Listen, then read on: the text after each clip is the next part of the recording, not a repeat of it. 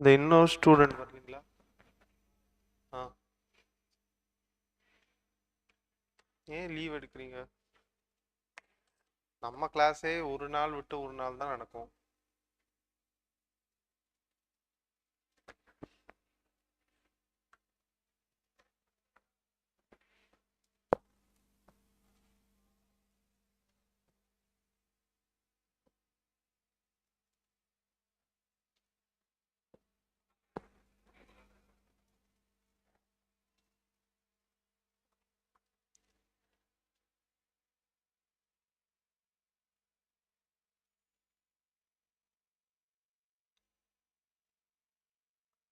So any doubts in previous class? Dividend chapter.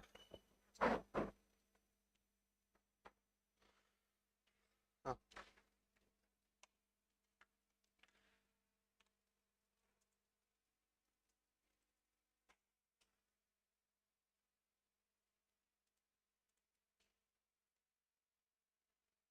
okay.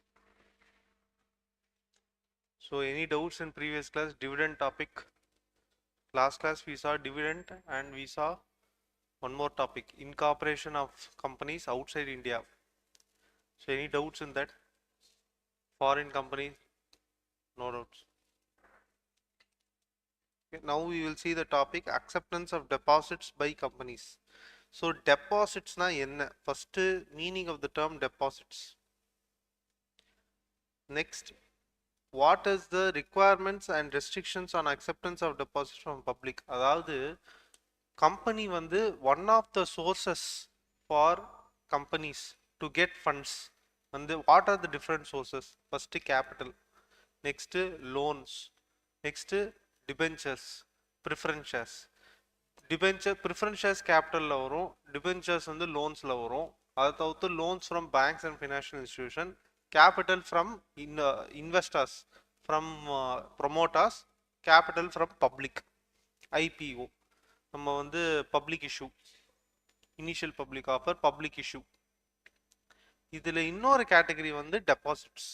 இந்த டெபாசிட்ஸ்ன்ற concept என்னன்னா, where the public will give money but not as capital, not as loan, as deposits, and on the deposits வச்சு இவங்க வந்து the company will do business and they will repay the deposits after the tenure with returns with an interest percentage. Interest கிடையாது, it is like a return on deposits மாதிரி 15%, 20%, like that they will give returns.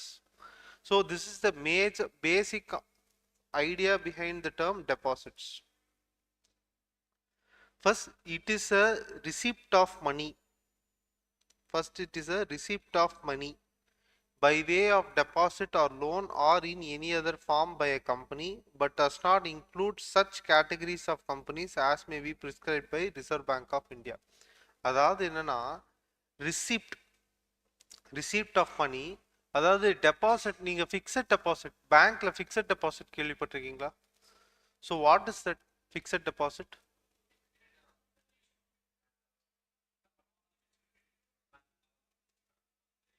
அவ்வளோதான் deposits. இதே bank பண்ணாமல் company பண்ணாங்கன்னா அதுதான் deposits.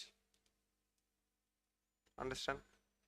ஆனால் இதில் வந்து ரிசர்வ் பேங்க் ஆஃப் இந்தியா வந்து சில ஐட்டம்ஸ் வந்து இதெல்லாம் டெபாசிட் கிடையாது, இதெல்லாம் வந்து it is excluding from the definition of டெபாசிட்ஸ்னு they have mention in rule 2. Okay, in rule 2 of accounts, rule 2 of companies deposits rules 2014ல they have clearly mentioned that certain receipt of money is not considered as deposits. So first, it is any amount, any money received by way of deposit or loan or any other form. So deposit or loan or any other form. Repayment of deposit is time bound. That means what? There is a tenure which is fixed. It can be secured or unsecured. அதாவது it can be secured or unsecured னா for whatever money you are giving me. See, for example banks, பேங்க்குக்கு நம்ம ஏன் deposit கொடுக்குறோம் without any security? Any idea? பேங்க்குக்கு நம்ம fixed deposit போடுறோம், அதுக்கு அவங்க ஒரு சலான் கொடுக்குறாங்க, ரிசீட் கொடுக்குறாங்க. ஆனா அவன் வந்து பேங்கோட அசெட்டை நமக்கு கொடுக்குறானா நம்ம கொடுக்குற பணத்துக்கு? இல்ல. ஏன்?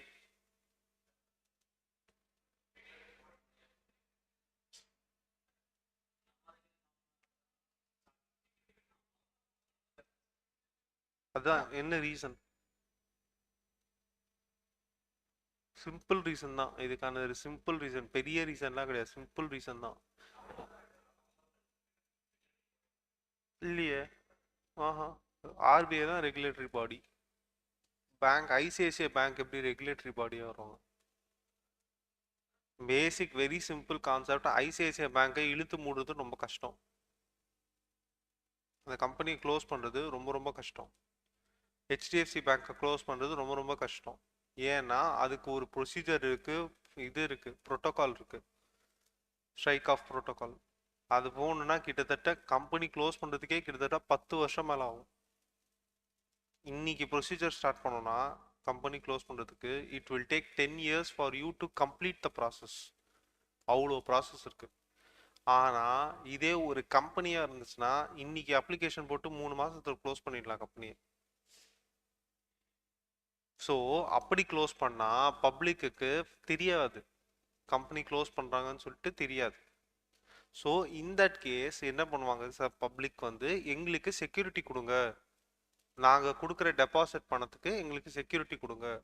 It is called secured deposits, where the money, if it's not repaid by the company to the deposit holders, then what the deposit holders will do is they will sell the property and recover their dues. Understand? Unsecured depositsம் allowed. Company மேலே trust இருக்கிறவங்க security இல்லாமல் கம்பெனிக்கு funds கொடுப்பாங்க.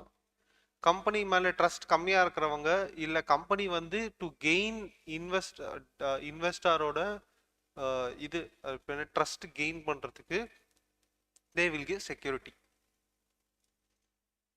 It does not include any prescribed categories. This is what that is stated in rule 2. Prescribed categories குள்ள இருக்கிறது வந்து it is not considered as deposits.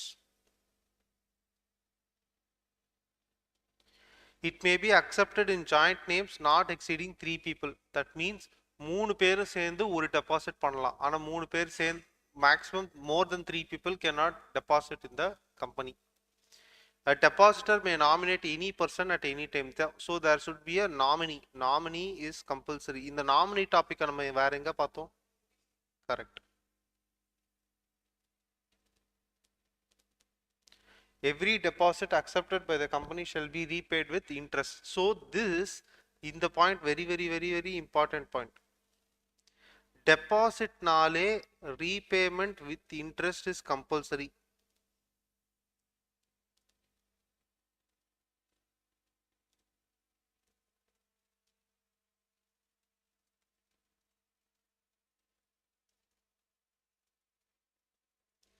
Premature repayment of deposit can be made by the company, that is repayment before the tenure. ஏன்னா கம்பெனிக்கு funds இல்லாததுனால தான் வந்து deposits வாங்குறாங்க. இப்போ கம்பெனிக்கு சப்போஸ் அந்த ஃபண்ட்ஸை வச்சு அவங்க பிஸ்னஸ் பண்ணி நல்லா ஏர்ன் பண்ணிட்டாங்கன்னா அவங்க இன்ட்ரெஸ்ட் பே பண்ணணும். அப்போ இன்ட்ரெஸ்ட் பே பண்ணும்போது என்ன ஆகும், it is a burden on the company. So டென்யூருக்கு முன்னாடியே அவங்க ரீபே பண்ணிட்டாங்கன்னா, ஃபுல் அமௌண்ட் ரீபே பண்ணிட்டாங்கன்னா இன்ட்ரெஸ்ட் பே பண்ண தேவையில்ல. பேலன்ஸ் பீரியடுக்கு 5 years டெபாசிட்ஸ் அக்செப்ட் பண்ணியிருக்காங்க, ஸோ 5 yearsக்கு இன்ட்ரெஸ்ட் பே பண்ணணும். ஆனால் 3 yearsல ரீபேமெண்ட் பண்ணிட்டாங்கன்னா 2 yearsக்கு அவங்க இன்ட்ரெஸ்ட் பே பண்ண தேவையில்ல டெபாசிட் ஹோல்டர்ஸ்க்கு. So that provision is also allowed in deposits.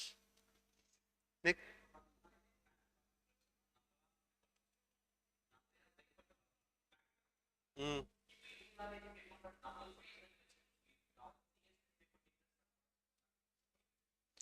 ஆக்சுவலாக பார்த்தீங்கன்னா 5 years நம்ம 5 years ஃபிக்ஸட் பீரியட், ஓகேங்களா? ஸோ 5 yearsக்கு இன்ட்ரெஸ்ட் கொடுக்கணும்.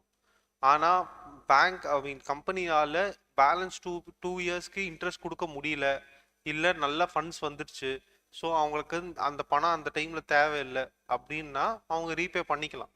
வித் இன்ட்ரெஸ்ட் கொடுக்காம பிஃபோர் த 10 year ரீபே பண்ணிக்கலாம். That is an agreement between the company and the deposit holders.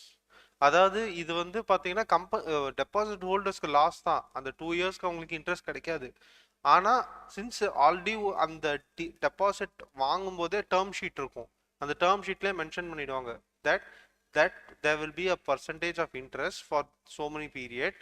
If the company is able to repay, then before the repayment period the entire deposit will be closed without paying interest அப்படின்ற ஒரு clause இருக்கும். So based on the acceptance of that clause only, the deposit is being accepted by the company. Understand? A private company can accept deposits from the members only. This point is very important point. Public company மட்டும்தான் public கிட்ட இருந்து deposits வாங்க முடியும்.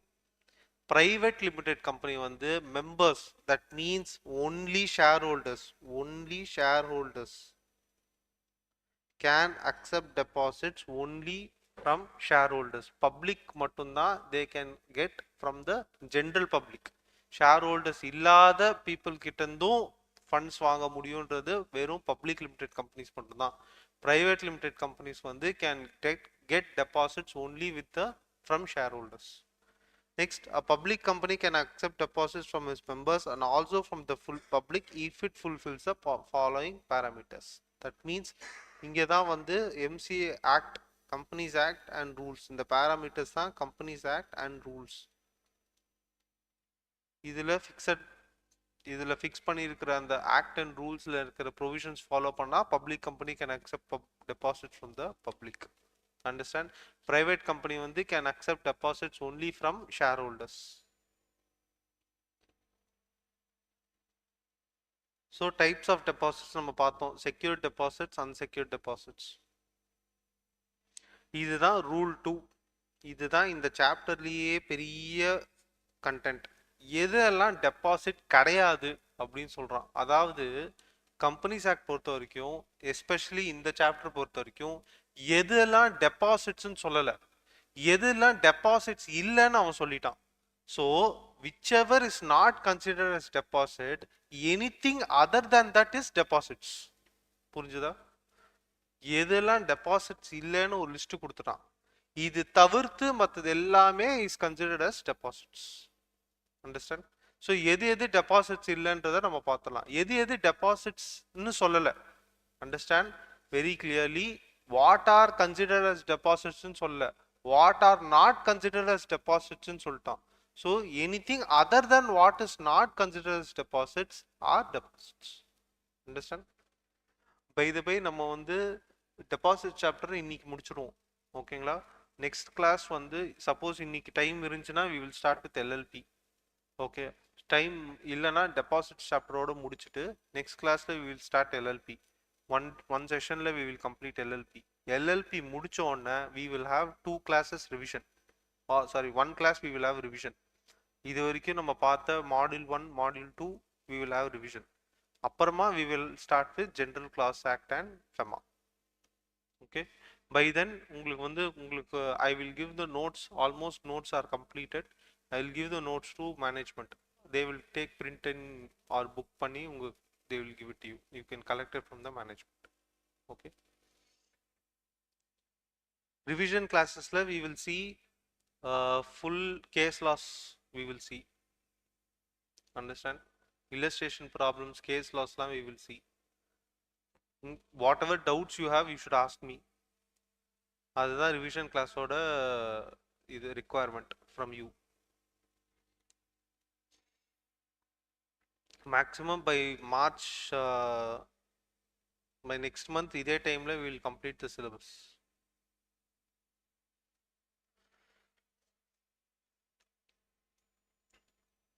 Okay, so what is not considered as deposit? First வந்து any amount received from central government, state government or any other source whose repayment is guaranteed by central government, state government, local authority or statutory authority. First, amount received from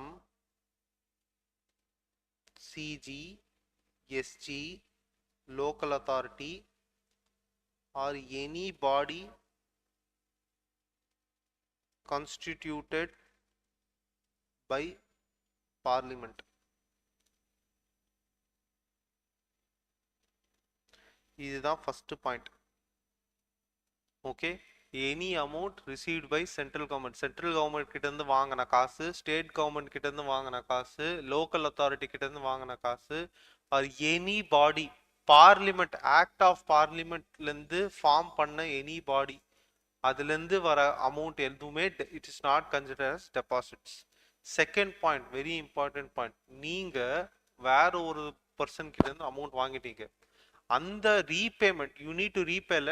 deposits பொறுத்த வரைக்கும் what is the first concept? Repayment with interest.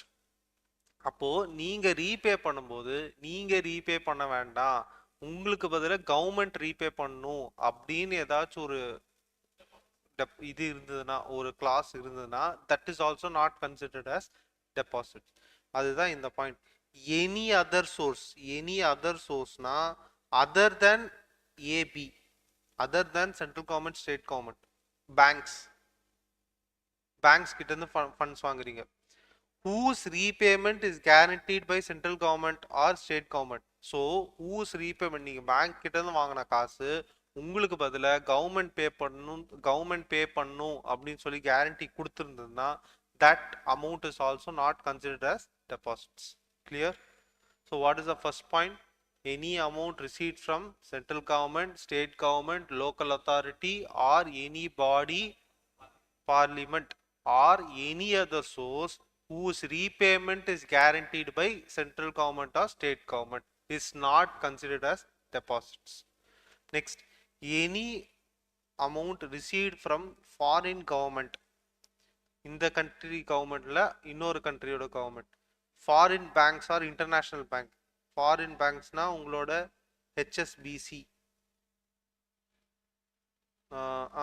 Bank of England, அதுக்கப்புறம் வந்து உங்களுக்கு touch bank, இதெல்லாம் வந்து foreign banks.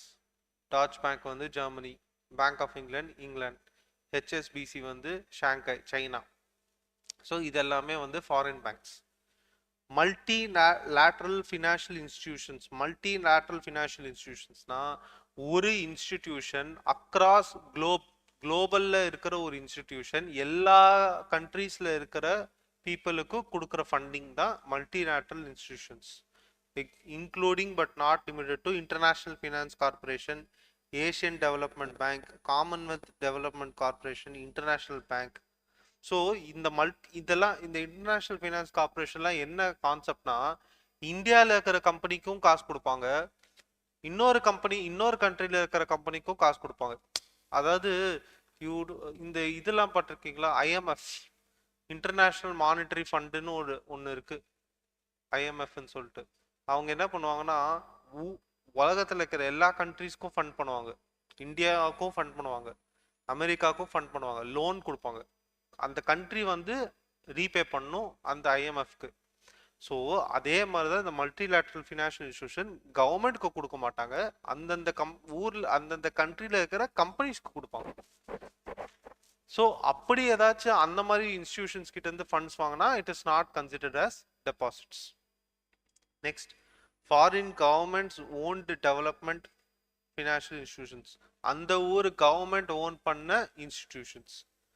Foreign collaborators, foreign export credit agencies, foreign body corporates and foreign citizens. இது foreign பாடி corporates, அதாவது இங்க இருக்கிற இந்தியன் கம்பெனி வந்து ஒரு ஃபாரின் கம்பெனி கிட்ட இருந்து ஃபண்ட்ஸ் வாங்கினா அது வந்து it is not considered as deposits. அதே மாதிரி இப்போ உங்களோட ரிலேட்டிவ் யாராச்சும் அப்ராட்ல இருக்காங்க, அவங்க வந்து ஃபாரினர், அதாவது அவங்களோட சிட்டிசன்ஷிப் வந்து இந்தியன் சிட்டிசன் கிடையாது, ஃபாரின் சிட்டிசன், அதாவது அவங்க அங்கேயே பிறந்து வளர்ந்தாங்கன்னு வச்சுக்கோங்க, they are not considered as Indian citizen, they are considered as foreign citizen. அப்படி இருக்கும்போது அவங்க யாராச்சும் உங்களுக்கு, நீங்க ஒரு கம்பெனி வச்சு நடத்துறீங்க, அதுக்கு உங்களுக்கு அமௌண்ட் கொடுக்குறாங்கன்னா it is not considered as deposits. Any amount received as a loan, இதுதான் ரொம்ப முக்கியமான point. Any amount received as a loan or a facility, அதாவது டெபாசிட்ஸ்ன்றது என்னன்னா பீப்புள் ஷேர் ஹோல்டர்ஸ் கிட்ட இருந்து வாங்குறது தான் டெபாசிட்ஸ். ஒரு பேங்க் கிட்ட இருந்து வாங்குறது டெபாசிட்ஸ் கிடையாது. So any banking company, HDFC limited, ICICI limited, இதெல்லாம் வந்து banking company, okay, which is regulated by banking regulation act. So இந்த கம்பெனிஸ் கிட்ட இருந்து ஃபண்ட்ஸ் வாங்கினா அது வந்து டெபாசிட்ஸ் கிடையாது. Next, State Bank of India or any other subsidiary banks, notified banking institution, any cooperative bank, any a corresponding new bank. So டெக்னிக்கலாக banks and banking institutions கிட்டேருந்து வாங்கின எந்த அமௌண்ட்டுமே டெபாசிட்ஸ் கிடையாது. அண்டர்ஸ்டாண்ட்? ஸோ ஃபஸ்ட்டு திரும்ப பார்ப்போமா? First என்னது, இதெல்லாம் not consider as deposits? First வந்து சென்ட்ரல் கவர்மெண்ட், ஸ்டேட் கவர்மெண்ட், அதுக்கப்புறம் local authority, any body corporate by act of parliament, அதுக்கப்புறம் any other source whose repayment is guaranteed by central government or state government. Next, any amount received from foreign government, foreign banks, foreign governments, foreign collaborators, foreign body corporate and foreign citizens.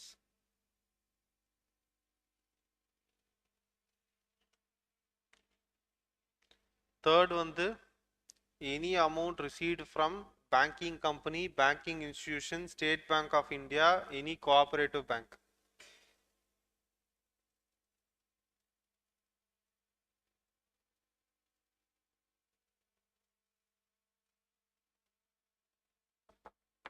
Next, any amount received as a loan from public financial institution, regional financial institutions, insurance companies, scheduled banks. அதாவது public financial institutionsனா HDB Financial Services,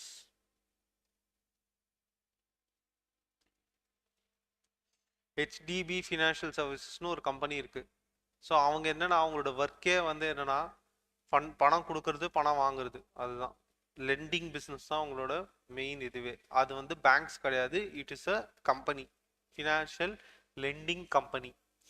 so public financial institution, regional financial இன்ஸ்டிடியூஷனும் same concept தான். ஆனால் it will be only, அவங்க வந்து ஒரு particular ரீஜனுக்கு மட்டும் தான் பண்ணுவாங்க. சே சென்னை மட்டும் தான் அந்த மாதிரி, அக்ராஸ் இந்தியா பண்ண மாட்டாங்க. Next, insurance companies. You all know what is insurance companies. Then scheduled bank. Then any amount received against issue of commercial paper. அதாவது இந்த commercial paperன்றது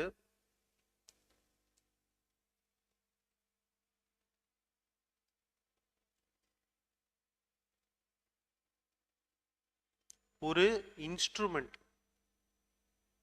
நீங்க சிபிடியில் நெகோஷியபிள் இன்ஸ்ட்ருமெண்ட் டாக்ஸ் படிச்சிருப்பீங்க.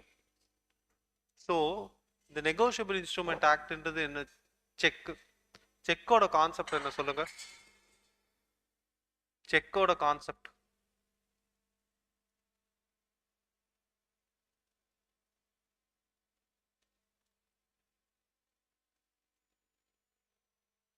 சும்மா தெரிஞ்சது சொல்லுங்க.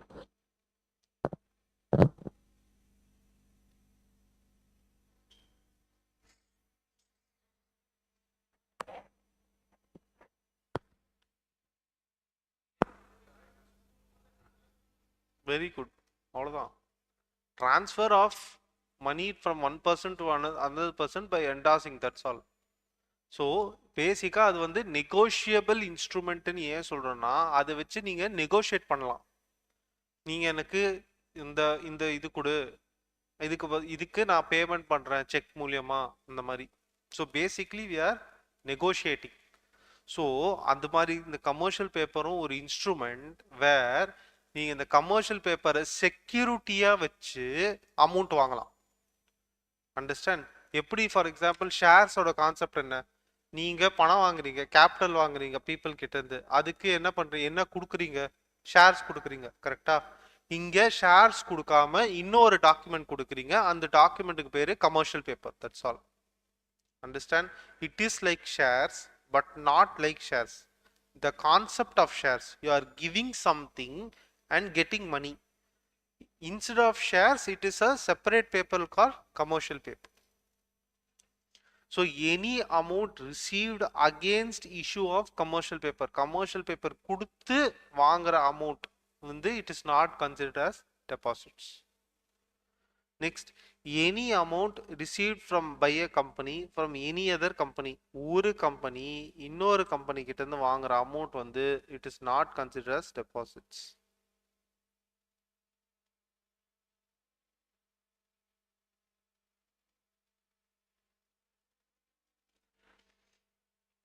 Next, any amount received and held towards subscription, அதாவது உங்களோட issue of shares.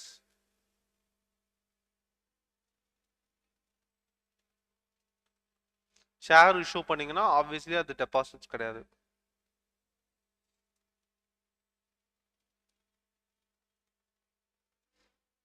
Any amount very சிம்பிளா any amount received from a director.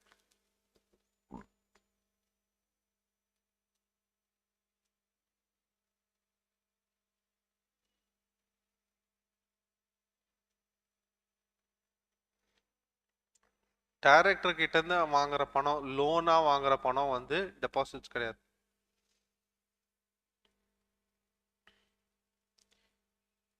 Any amount raised by way of issue of bonds debentures by first charge.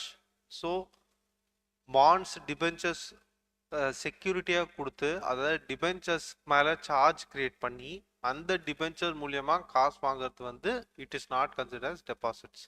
இங்கே நீங்கள் ஒரு question கேட்கலாம், sir debenture issue பண்ணும்போதே நம்ம காசு வாங்குறோம், அப்புறம் எப்படி சார் அப்படின்னு கேட்கலாம். இங்கே தான் வந்து டூ கான்செப்ட்ஸ் நடக்குது. என்னன்னா ஒன்று வந்து டிபென்ச்சர் இஷ்யூ பண்ணும்போதே நீங்கள் காசு வாங்குவீங்க, அது ஃபர்ஸ்ட். செகண்ட் வந்து இப்போ டிபென்ச்சர் இஷ்யூ பண்ணி அமௌண்ட் வாங்கிட்டோம் லோனா, நெக்ஸ்ட் என்ன பண்றோம், அந்த டிபென்ச்சர்ஸை செக்யூரிட்டியா கொடுத்து திரும்பவும் அமௌண்ட் வாங்குறோம், டூ டைம்ஸ். அண்டர்ஸ்டாண்ட்? ஃபர்ஸ்ட் என்ன பண்றேன், I am a company, I am giving debentures to you, you are giving me funds, அதுக்கு நான் இன்ட்ரெஸ்ட் கொடுக்குறேன், இது இஷ்யூ ஆஃப் டிபென்ச்சர்ஸ். இது டிபென்ச்சர் இஷ்யூ பண்றேன், அமௌண்ட் வாங்குறேன். நெக்ஸ்ட் அது எனக்கு பத்தலைன்னு சொல்லிட்டு உங்களுக்கு கொடுத்த டிபென்ச்சர்ஸை செக்யூரிட்டியா கிரியேட் பண்ணி அந்த செக்யூரிட்டி வச்சு நான் அமௌண்ட் வாங்குறேன் பேங்க்ஸ் கிட்ட இருந்தோ வேற எங்க. கரெக்ட், அதுதான் நான் சார்ஜ் கிரியேட் பண்றேன், அதுவே நான் செக்யூரிட்டியா கொடுக்குறேன். நான் டிபென்ச்சர்ஸ் நான் இஷ்யூ பண்ணிட்டேனா, அதுல இருந்து அமௌண்ட் வாங்குறேனா, ஸோ கம்பெனி பேர்ல இவ்வளோ டிபென்ச்சர்ஸ் இருக்கா, ஸோ அந்த டிபென்ச்சர்ஸை பேங்க்ல கொடுத்து இந்த டிபென்ச்சர்ஸ்க்கு அகேன்ஸ்டா எனக்கு அமௌண்ட் கொடுங்க அப்படின்னு சொல்லி அது டிபென்ச்சர் மேலேயே சார்ஜ் கிரியேட் பண்ண முடியும். Correct, understand? ஸோ அப்போ அப்படி ஃபர்தரா நான் அமௌண்ட் வாங்குறேன் பேங்க்ஸ் கிட்ட இருந்து, so that amount is not considered as deposits. So again, if you read that point, any amount raised by way of issue of bonds or debentures secured by a first charge, already on the debentures மேல charge இருக்கு, secured by a first charge or charge ranking pari passu with first charge excluding intangible assets of the company. Next, bonds or debentures which are convertible into shares of the company within 10 years. Convertible debentures or convertible bonds. Any amount raised by way of non-convertible debentures. So NCD non-convertible debentures issue பண்ணி அது மூலியமா வர amount is not considered as deposits. Issue of NCD is not considered as deposit.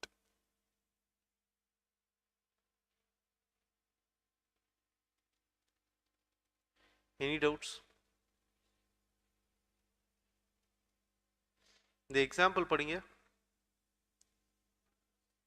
Example 1.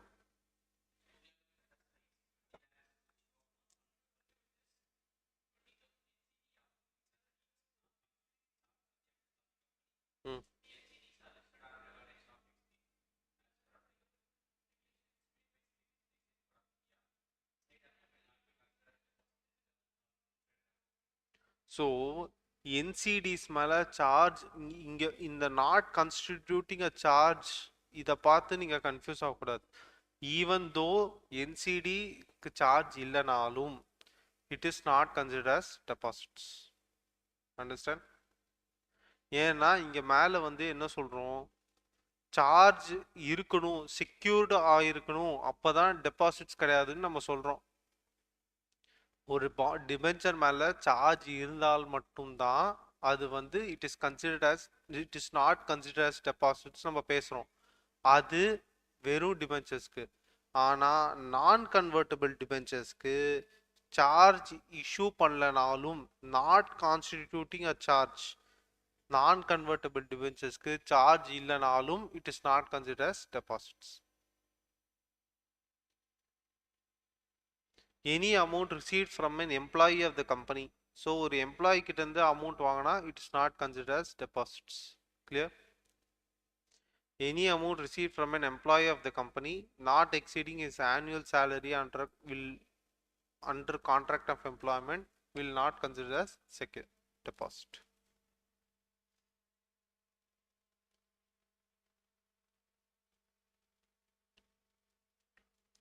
Any non-interest bearing amount received and held in trust, trustல hold பண்ற எந்த அமௌண்ட்டுமே it is not considered as deposits. Understand?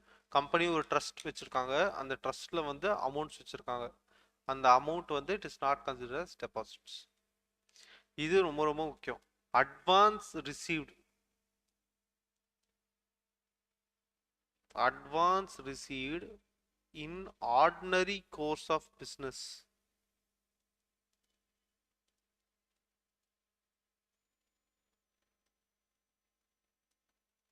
Okay, அதாவது any amount received as an advance for supply of goods or services within 365 days from the date of acceptance of such advance. Okay, அதாவது நான் ஒரு company, நான் வந்து goods supply பண்ணுறேன். Let's say 1000 bags of cement supply பண்ணுறேன். அந்த 1000 bags of சிமெண்ட்டுக்கு நான் வந்து சப்ளை பண்ணுறதுக்கு நான் வந்து வேற ஒருத்தர்கிட்ட இருந்து அட்வான்ஸ் வாங்குறேன். அந்த அட்வான்ஸ் வந்து it is not consider as deposit provided within 365 டேஸ்க்குள்ள நான் வந்து அந்த குட்ஸை வந்து சப்ளை பண்ணி முடிச்சிருக்கணும். அண்டர்ஸ்டாண்ட்? அந்த குட்ஸை 365 டேஸ்க்குள்ள சப்ளை பண்ணி முடிச்சுட்டா தென் அந்த அட்வான்ஸ் அமௌண்ட் வந்து it's not treated as deposits. ஏன் இங்கே இப்போ நம்ம இவ்வளோ நேரம் வந்து இதெல்லாம் டெபாசிட் இல்லை இல்லை இல்லைன்னு ஏன் பேசுகிறோன்னா, ஒரு அமௌண்ட் டெபாசிட்டாக கன்சிடர் ஆச்சுன்னா அதுக்கு நிறைய ரூல்ஸ் அண்ட் ரெகுலேஷன்ஸ் ஃபாலோ பண்ணணும்.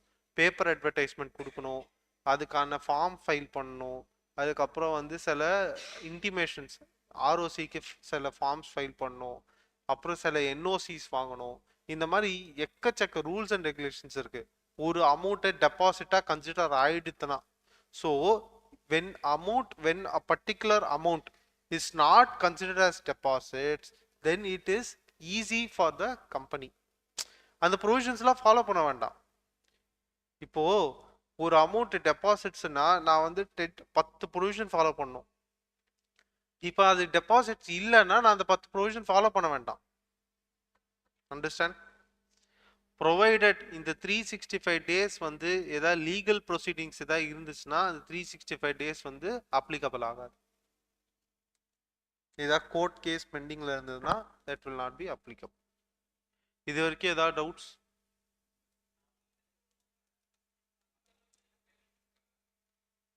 இல்லை, எனக்கு சப்ளை பண்ணுறதுக்காக.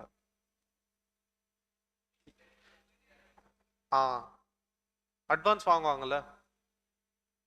இப்போ 300 பேக்ஸ் ஆஃப் சிமெண்ட் நான் கொடுக்குறேன்னு உங்களுக்கு சொல்லிட்டேன். அதுக்கு நீங்க வந்து ஒரு பேகுக்கு 1000 ருபீஸ்ன்னு சொல்றீங்க. ஸோ 1000 இன்டூ 300 எவ்வளோ? 3 lakhs. ஸோ அந்த 3 lakhsக்கு நான் 1 lakh உங்ககிட்ட நான் அட்வான்ஸ் வாங்குறேன். சார் ஒரு அட்வான்ஸ் கொடுங்க, நான் வந்து என்னோட ஒர்க்கை ஸ்டார்ட் பண்ணிடுறேன் அப்படின்னு சொல்கிறேன் உங்களுக்கு. ஸோ அந்த 1 lakh அட்வான்ஸ் பணம் it is not considers deposit provided 1 இயர்க்குள்ள அந்த 300 பேக் நான் உங்களுக்கு ட்ரான்ஸ்ஃபர் பண்ணிட்டா, உங்களுக்கு நான் ப்ரொவைட் பண்ணிட்டா. ஆமாம், ஆனா இந்த 1 இயர்க்குள்ள நம்ம 2 பேருக்குள்ள ஒரு கோர்ட் கேஸ் வந்துருச்சுன்னு வச்சுக்கோங்க. நீங்க ஏதோ நான் ஒரு மிஸ்டேக் பண்ணிட்டேன், இல்ல நீங்க ஒரு மிஸ்டேக் பண்ணிட்டீங்க. அதனால நம்ம 2 பேரும் கோர்ட்டுக்கு போறோம்னு வச்சுக்கோங்க. அந்த court because of the court ப்ரொசீடிங்ஸ்னால இந்த 365 நாள் எக்ஸீட் ஆகுதுன்னு வச்சுக்கோங்க. அப்போ அந்த time limit it's not applicable.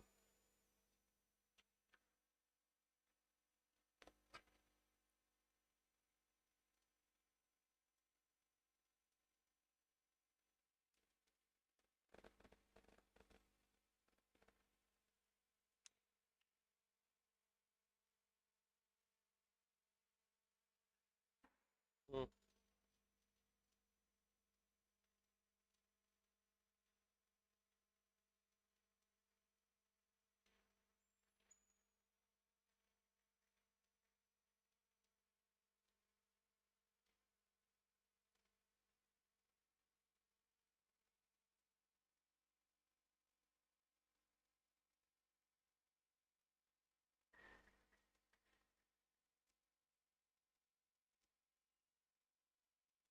ம். சீக்கிரம் வாங்க.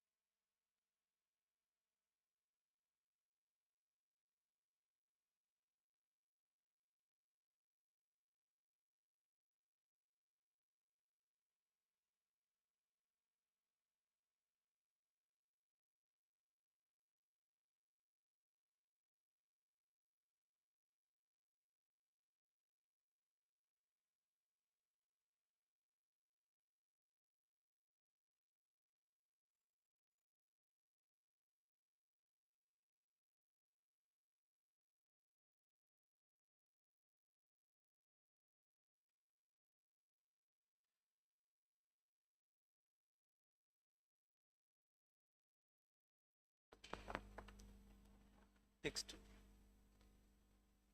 as a security deposit for performance. So நம்ம வந்து ஒரு ஒர்க் பண்ணுறதுக்கு ஒரு செக்யூரிட்டி டெபாசிட் கேட்குறோம், அந்த security deposit. Next as an advance receipt under long term projects for supply of capital goods. So long term projects for supply of capital goods. capital goodsனா என்ன? one time investment, one time goods. long term project இப்போ வந்து ஒரு பெரிய இது flyover கட்டுறது, அதுக்கான அந்த rod அந்த இதெல்லாம் இருக்கும் இல்லையா, அந்த கன்ஸ்ட்ரக்ஷன் மெட்டீரியல்ஸ், அதெல்லாம் தான் கேபிட்டல் குட்ஸ். அதுக்காக வாங்குற அட்வான்ஸ், அந்த கேபிட்டல் குட்ஸ் சப்ளை பண்ணுறதுக்காக வாங்குற அட்வான்ஸ், அதுவும் it is not consider as இது. இந்த பாயிண்ட் நம்பர் டிக்கும் இதுக்கும் ஏக்கும் என்ன டிஃப்ரென்ஸ்னா, இது வந்து கேபிட்டல் குட்ஸ் கிடையாது, ஆல் குட்ஸ். அதே மாதிரி இது லாங் டேர்ம் ப்ராஜெக்ட்ஸ் கிடையாது, ஏன்னா 365 டேஸ் கீழே இருக்கிறதுனால it is other than long term projects. Understand?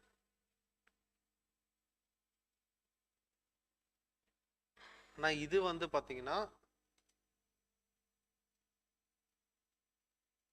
பார்த்தீங்கன்னா ஒன்று கேபிட்டல் குட்ஸ், இன்னொன்று long term projects. Clear? Next as an advance towards consideration for providing future services in terms of in the form of warranty or maintenance contract. இப்போ உங்களோட ஏஎம்சிலாம் இருக்குல்ல, இப்போ நீங்கள் ஒரு fridge வாங்குறீங்க, அதுக்கு நீங்கள் வந்து ஃபியூச்சரில் வந்து கம்பெனி வந்து சர்வீஸ் பண்ணுவான், அதுக்கு முன்னாடியே ஒரு சார்ஜ் வாங்குவான். இப்போ நீங்கள் கார் வாங்குறீங்க, கார் வாங்கும்போது என்ன சொல்லுவான்னா 5 years சர்வீஸ் பேக்கேஜ் போட்டுக்கிறீங்களான்னு கேட்பான். அதுனா என்ன அர்த்தம்னா 5 இயர்ஸ்க்கு உண்டான சர்வீஸ் பேக்கேஜை அப்ஃப்ரண்ட்டாக வாங்கிடுவான் உங்ககிட்டேருந்து, ஒரு 20,000 25,000 அந்த மாதிரி வாங்கிடுவான். 5 வருஷத்துக்கு ஃப்ரீ சர்வீஸ் பண்ணி கொடுப்பான் காருக்கு. இல்லை ஃப்ரீ சர்வீஸ்க்கு பதிலாக அவன் என்ன சொல்லுவான்னா, சார் நீங்கள் இந்த சர்வீஸ் பேக்கேஜ் போட்டுக்கலன்னா நீங்கள் வந்து பர் இயர் 10,000 பே பண்ணுவீங்க சர்வீஸ்க்கு, இந்த சர்வீஸ் பேக்கேஜ் போட்டுக்கிட்டிங்கன்னா பர் இயர் 2,000 தான் நீங்கள் பே பண்ணுவீங்க அப்படின்னு சொல்லுவான். ஆனால் அந்த சர்வீஸ் பேக்கேஜ் வந்து 5 இயர்ஸ்க்கு இருக்கும். அந்த அமௌண்ட்டை வந்து அப்ஃப்ரண்ட்டாக வாங்கிடுவாங்க, கார் வாங்கும் போதே வாங்கிடுவாங்க. அந்த பேக்கேஜ் நீங்கள் போடும்போதே அந்த ஃபுல் அமௌண்ட் நீங்கள் பே பண்ணணும். அதுதான் இந்த கான்செப்ட். அந்த அட்வான்ஸ் அமௌண்ட் வந்து it is not consider as deposits. Any advance allowed by sectoral regulator in accordance with directions of central government and state government. Any advance towards for subscription towards publication, அதாவது பேசிக்காக வந்து newspaper publication, அதுக்கு advance pay பண்ணுறீங்க, ஒரு deposit pay பண்ணுறீங்க, அது வந்து it is not, அவனுக்கு நியூஸ் பேப்பர் கம்பெனிக்கு it is not considered as deposits. இது எல்லாமே நம்ம வந்து யாரோட பாயிண்ட் ஆஃப் வியூவில் பார்க்குறோன்னா கம்பெனியோட பாயிண்ட் ஆஃப் வியூவில் தான் we are seeing. Understand?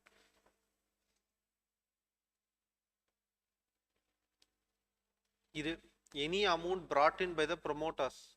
So இங்கே வந்து பார்த்தீங்கன்னா ப்ரொமோட்டர்ஸ்னா here share holders and share holders including directors.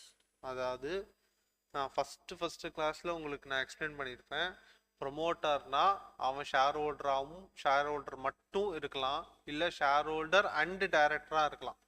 Understand? First நம்ம மேலே என்ன பார்த்தோன்னா அமௌண்ட், இங்கே what did we see here? வெறும் டைரக்டர். இந்த பாயிண்ட் வந்து பார்த்தீங்கன்னா டைரக்டர் வந்து லோன் எடுத்துட்டு வரான்னா it is not consider deposits. இங்கே டைரக்டர் வந்து ஷேர் ஹோல்டர் கிடையாது. ஆனால்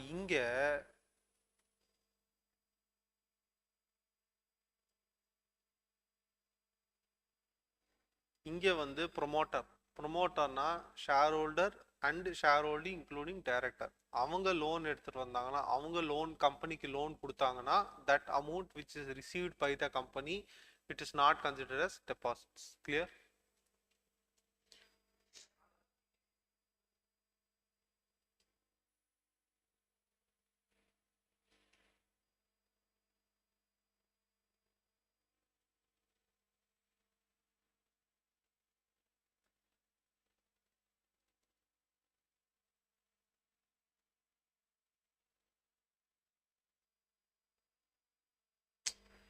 அதாவது இங்க ஒரு கேவியாட் போட்டிருக்காங்க. சி கம்பெனி வந்து கம்பெனிக்கு பெர்மிஷனே கிடையாது இந்த குட்ஸுக்கான இது வாங்குறது. இந்த குட்ஸ் சாரி இந்த சப்ஸ்கிரிப்ஷனுக்காக பே வாங்குற அமௌண்ட் வந்து கம்பெனிக்கு பர்மிஷனே கிடையாது. சி இப்போ நான் வந்து இந்த நியூஸ் பேப்பர் கம்பெனி எக்ஸாம்பிளே பார்க்கலாம். நியூஸ் பேப்பர் கம்பெனி வந்து என்ன சொல்கிறான், நான் அவனுக்கு நியூஸ் பேப்பர்ஸ் தரேன், நீ வந்து சப்ஸ்கிரிப்ஷன் இருக்கா பப்ளிகேஷனுக்கு நீ சப்ஸ்கிரிப்ஷன் அமௌண்ட்டு கொடுத்துடு அப்படின்றான். ஆனால் அப்படி பல்காக அமௌண்ட் வாங்குறதுக்கு அவனுக்கு பர்மிஷனே கிடையாதுன்னு வச்சுக்கோங்க, அவனுக்கு அப்ரூவலே கிடையாது. ம் புரியல. கரெக்ட், கம்பெனிக்கே அப்ரூவல் கிடையாது வாங்கிறதுக்கு. ஓகே, நான் இந்த எக்ஸாம்பிளுக்கு ஒரு நியூஸ் பேப்பர்னு சொல்கிறேன். ஆனால் லெட்ஸ் சே இன்சூரன்ஸ்னு வச்சுக்கோங்க. Insurance is probably a better இது எக்ஸாம்பிள். இன்சூரன்ஸ்க்கு நம்ம மந்த்லி இன்சூரன்ஸ் கட்டுறோமா, அதுக்கு அவன் பல்காக ஒரு அமௌண்ட் வாங்கினான்னு வச்சுக்கோங்க, நீங்கள் 5 மாதத்துக்கு சேர்த்து இன்சூரன்ஸ் அமௌண்ட் பே பண்ணிருங்க அப்படின்னு அவன் சொல்கிறான். அப்போது அந்த மாதிரி 5 மாதத்துக்கு வாங்குறதுக்கு அவனுக்கு பர்மிஷன் கிடையாது. ஐஆர்டிஏக்கு IRDA is not given regulator, is not given approval for such a thing, பல்காக அமௌண்ட் வாங்குறதுக்கு. ஆனாலும் அவன் வாங்குறான்னு வச்சுக்கோங்க, வித்தின் 15 டேஸ்க்குள்ளே அவன் ரீபே பண்ணி ஆகணும். அப்போ தான் அதுக்கு டெபாசிட்ஸாக கன்சிடர் பண்ண முடியாது. 15 டேஸ் எக்ஸ்பைரி ஆகிடுச்சுன்னா அவன் வாங்கின அட்வான்ஸ் பணம் வந்து it is considered as deposits. Understand? அதுதான் சொல்கிறாங்க. Any company, however it is clarified that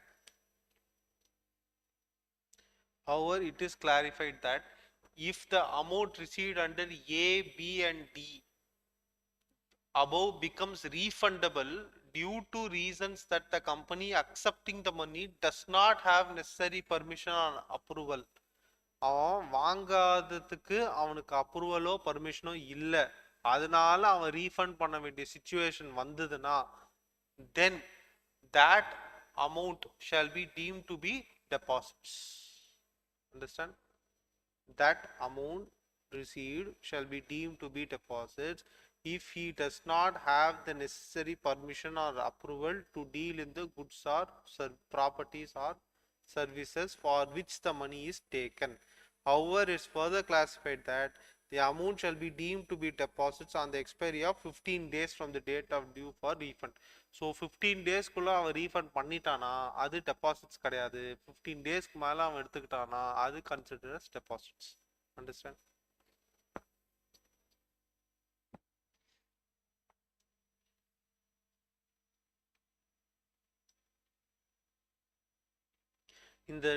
இந்த ப்ரொமோட்டர்ஸ் லோன் கொடுக்கறதுல வந்து சில கண்டிஷன்ஸ் இருக்கு. ஃபர்ஸ்ட் கண்டிஷன் வந்து loan is brought because of the stipulation imposed by the lending institution on the promoters to contribute such finance. அதாவது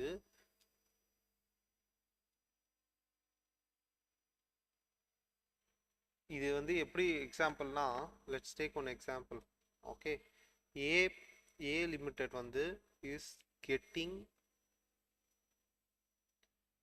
money as loan from ICICI Bank Limited. புரிஞ்சுதா? A limited வந்து ICICI bank limited கிட்ட loan வாங்குறாங்க. ICICI bank என்ன சொல்றான்னா, ICICI bank wants the promoters to give loan to company.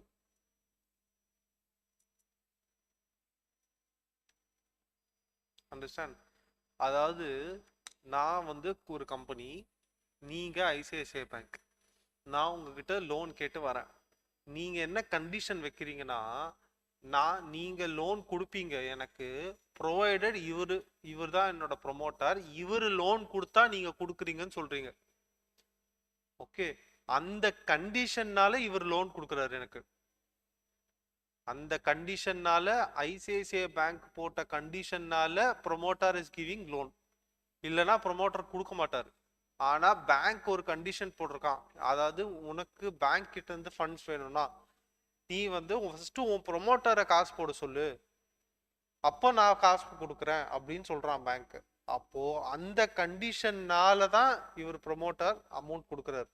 So அப்படி அந்த கண்டிஷன்னால தான் இவர் லோன் கொடுத்தாருன்னா அந்த அமௌண்ட் வந்து டெபாசிட்ஸ் கிடையாது. அண்டர்ஸ்டாண்ட்?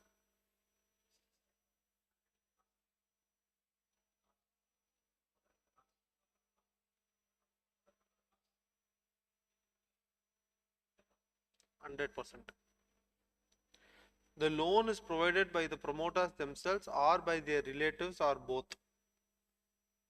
இதோட என்ன கான்செப்ட்னா, ஏன் இந்த பேங்க் இப்படி சொல்றான்னா, பேங்க் என்ன சொல்றான்னா, இப்ப நான் ஃபண்டு ஒன்று கொடுக்குறேன், ஆனா நீ எனக்கு ஃபண்டு திரும்பி கொடுப்பேன்னு என்ன கேரண்டி? அதனால ஃபர்ஸ்ட் ஓ ப்ரொமோட்டரை போட சொல்லு, அவனே உன்னை நம்பி போடுறானான்னு பார்ப்போம், அதுக்கப்புறமா நான் போடுறேன். இதுதான் கான்செப்ட். பேங்க் என்ன சொல்றான், இஃப் யுவர் ஓன் ப்ரொமோட்டர், இப்போ வந்து நம்ம first concept, the very basic concept of companies act வந்து separate legal entity. Company is different, owner promoter is different. So promoter வந்து அவனோட சேவிங்ஸ் சிலது வச்சிருப்பான், ஏன்னா கம்பெனி ஆரம்பிக்கிறதுக்கு முன்னாடி அவன் சில ஃபண்ட்ஸ் வச்சிருப்பான், கரெக்டா? ஸோ ப்ரொமோட்டரே கம்பெனி நம்பி ஃபண்ட்ஸ் போடலைன்னா எப்படி ஒரு பேங்க் போடுவான்? ஸோ அதனால பேங்க் என்ன சொல்றான், ஃபர்ஸ்ட் உன் ப்ரொமோட்டர் கிட்ட இருந்து நீ அமௌண்ட் வாங்கி போட்டுக்கோ, தென் ஐ வில் கிவ் யூ மணி அப்படின்றான். Understand? Such exemption shall be available only till the loan and financial institutions or banks are repaid and not thereafter.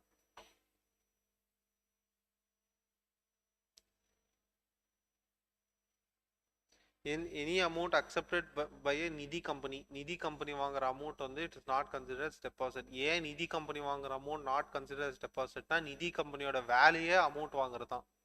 Amount வாங்குறது கொடுக்கறது தான் அவங்களோட ordinary course of business. So it is not consider as deposits.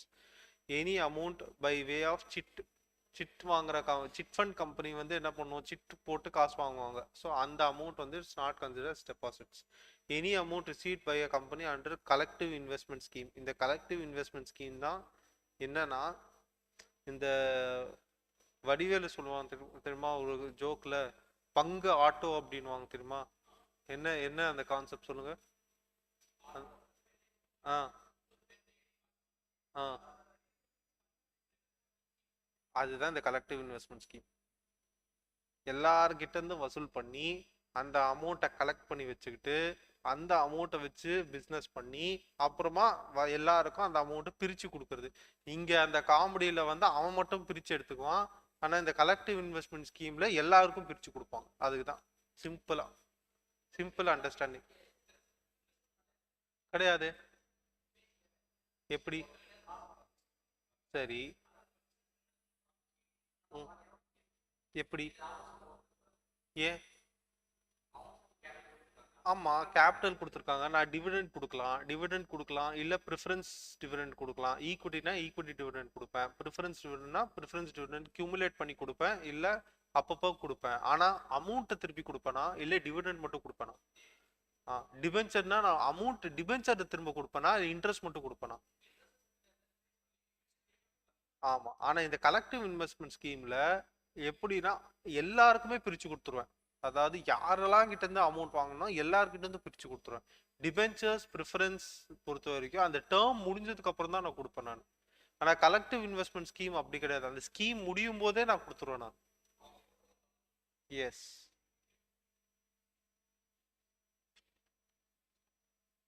Next start up. ஒரு start up company வந்து 25 lakhs மேலே வாங்கினாங்கன்னா அதுக்கு பேர் deposits கிடையாது. Not exceeding 10 years. 10 yearsக்குள்ள அதை இது பண்ணிடணும், ரீபே பண்ணிடணும். அண்டர்ஸ்டாண்ட்? இது வந்து திஸ் இஸ் அன் அமெண்ட்மெண்ட் இப்போ வந்தது.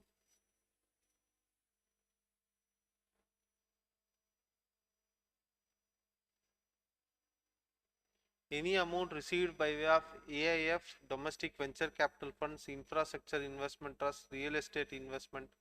ஸோ இதெல்லாம் வந்து பார்த்தீங்கன்னா செபி ரிஜிஸ்டர்ட் ஃபண்ட்ஸ்ன்னு சொல்லுவாங்க. ஸோ இந்த செபி ரிஜிஸ்டர்ட் ஃபண்ட்ஸ்லேருந்து நீங்கள் அமௌண்ட் வாங்கினீங்கன்னா அதெல்லாம் it is not consider as deposits. Understand?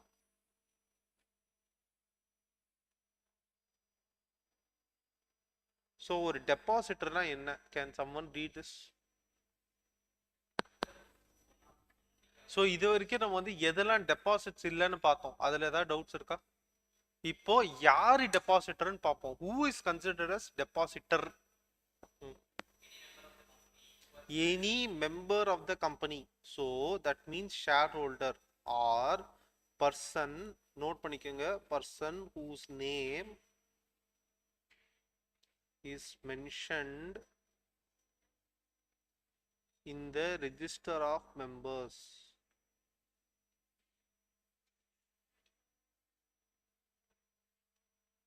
Member na member means shareholder or any person whose name is mentioned in the register of members. Read.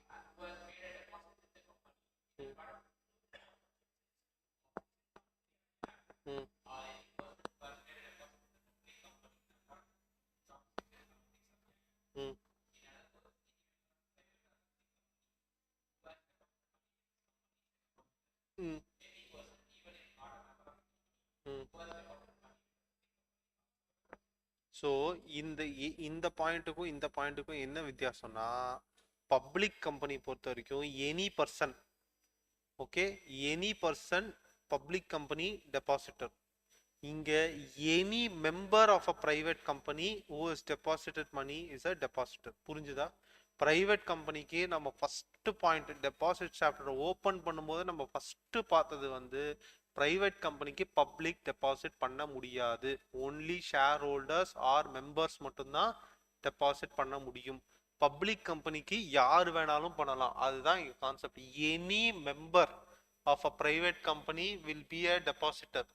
ஆனா public கம்பெனிக்கு any person will be a depositor. So இங்க பாருங்க, private company note பண்ணிக்கோங்க, shareholder or member. Okay, public கம்பெனிக்கு shareholder or member and general public. Public கம்பெனிக்கு share ஹோல்டரும் கொடுக்கலாம், மெம்பரும் கொடுக்கலாம், ஜெனரல் பப்ளிக்கும் கொடுக்கலாம் ஃபண்ட்ஸ். அவங்க எல்லாருமே டெபாசிட்டர்ஸ். ஆனால் பிரைவேட் கம்பெனிக்கு வெறும் மெம்பர் அண்ட் ஷேர் ஹோல்டர் மட்டும்தான் கொடுக்க முடியும். Only they are consider as depositors. Clear?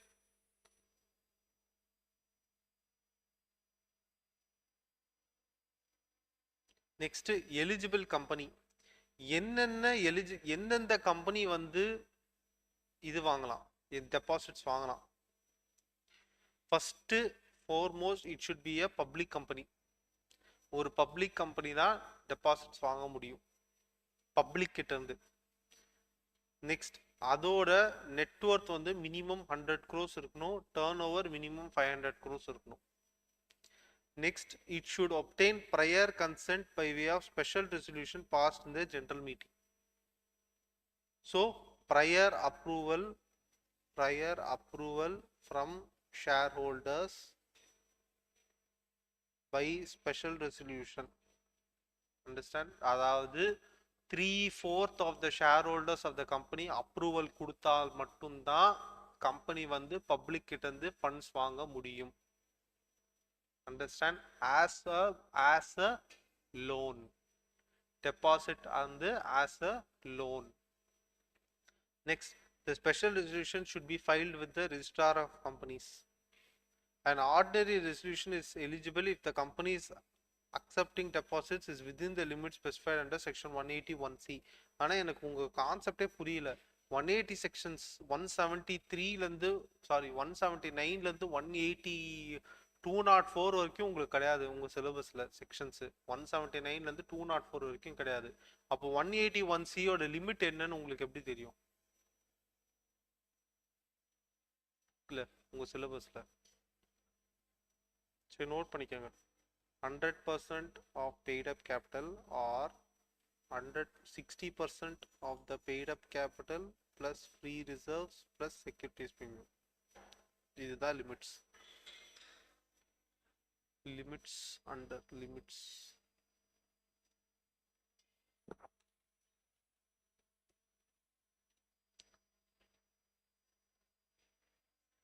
So amount amount received from the public, amount received from the public, if within these limits, then ordinary resolution from shareholders is sufficient. நீங்க வாங்குற பணம் இந்த 100% of the paid up capital or 60% of the paid up capital plus free reserves plus securities premium குள்ள இருந்துச்சுன்னா அது அந்த அமௌண்ட்டுக்கு நீங்க ஆர்டினரி ரெசல்யூஷன் பாஸ் பண்ணா போறோம். ஓகே, இல்ல அப்படின்னா நீங்க ஸ்பெஷல் ரெசல்யூஷனுக்கு போகணும். கிளியர்?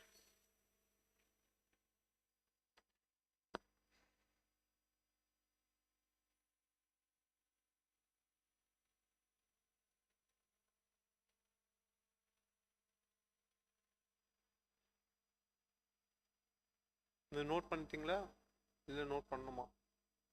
பண்ணியாச்சா?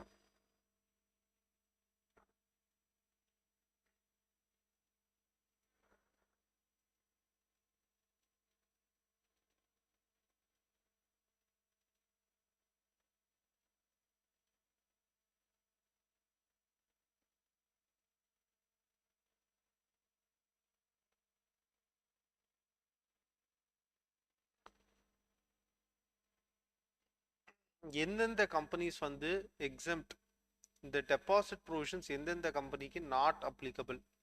First banking company, next non banking financial company, next housing finance company or such other company has been notified by central government. So இந்த 4 கம்பெனி, இந்த 4 செக்ஷன் ஆஃப் கம்பெனிஸ்க்கு இதுக்கப்புறம் நம்ம பார்க்க போற இந்த ஸ்பெஷல் ரெசல்யூஷன், ஆர்டினரி ரெசல்யூஷன் இது எதுவுமே அப்ளிகபிள் கிடையாது. இந்த ஆர்டினரி ரெசல்யூஷன் ஃபைல் பண்றது அதில் எதுவுமே அப்ளிகபிள் கிடையாது. இதுக்கப்புறம் நம்ம பார்க்க போற எந்த ப்ரொவிஷன்ஸுமே இந்த 4 கம்பெனிக்கு அப்ளிகபிள் கிடையாது. கரெக்ட். ஏன்னா இவங்களோட ஆர்டினரி கோர்ஸ் ஆஃப் பிஸ்னஸே வாங்கிறது கொடுக்கறது தான். Next, this brings out the fact that deposit provisions as contained in Companies Act and deposit rules have been enacted to regulate acceptance of deposits by non-banking, non-financial companies, that is manufacturing companies, trading companies only. புரிஞ்சுதா? So இந்த கம்பெனிஸ்க்கு மட்டும்தான் deposit provisions are applicable. இந்த மற்ற கம்பெனிஸ்க்குலாம், ஏன்னா இவங்களோட வேலையே ordinary course of பிஸ்னஸில், ordinary course of பிஸ்னஸில் வாங்கல் குடுக்கல் வாங்கல் தான் இவங்களோட இதுவே. So in that case the deposit provisions are not applicable for them. Clear? Okay, we'll take a short break. We'll come back in 15 minutes and we'll continue with the topic. Okay.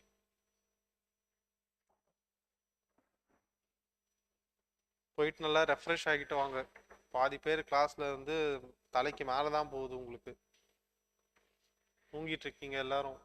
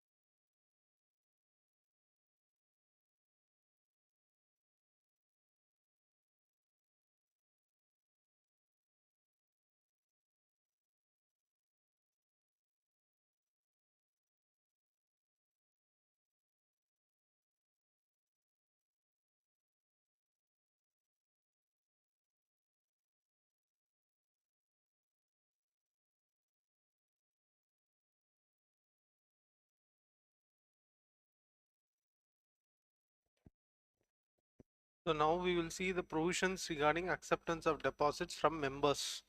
So that means members கிட்ட இருந்துனா for private limited companies. Okay, so what did we first see? Deposits வந்து private limited companies கிட்ட இருந்து sorry members கிட்ட இருந்து வாங்கினா private limited companies மட்டும் தான் வாங்க முடியும். Public கிட்ட இருந்து வாங்கினா அது வந்து public limited companies. So in this case நம்ம எங்க என்ன பார்க்குறோம்? From members. So first and foremost வந்து passing of resolution. So EGM, conduct of EGM,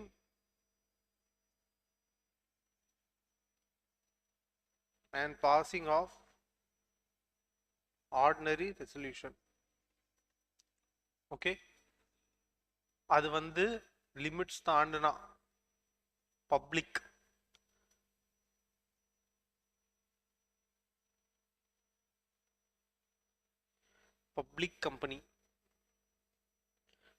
company க்கு தான் ஸ்பெஷல் ரெசல்யூஷன். அதுவும் லிமிட்ஸ் கிராஸ் ஆனா மட்டும்தான். இங்க நம்ம டிஸ்கஸ் பண்றது பிரைவேட் கம்பெனி.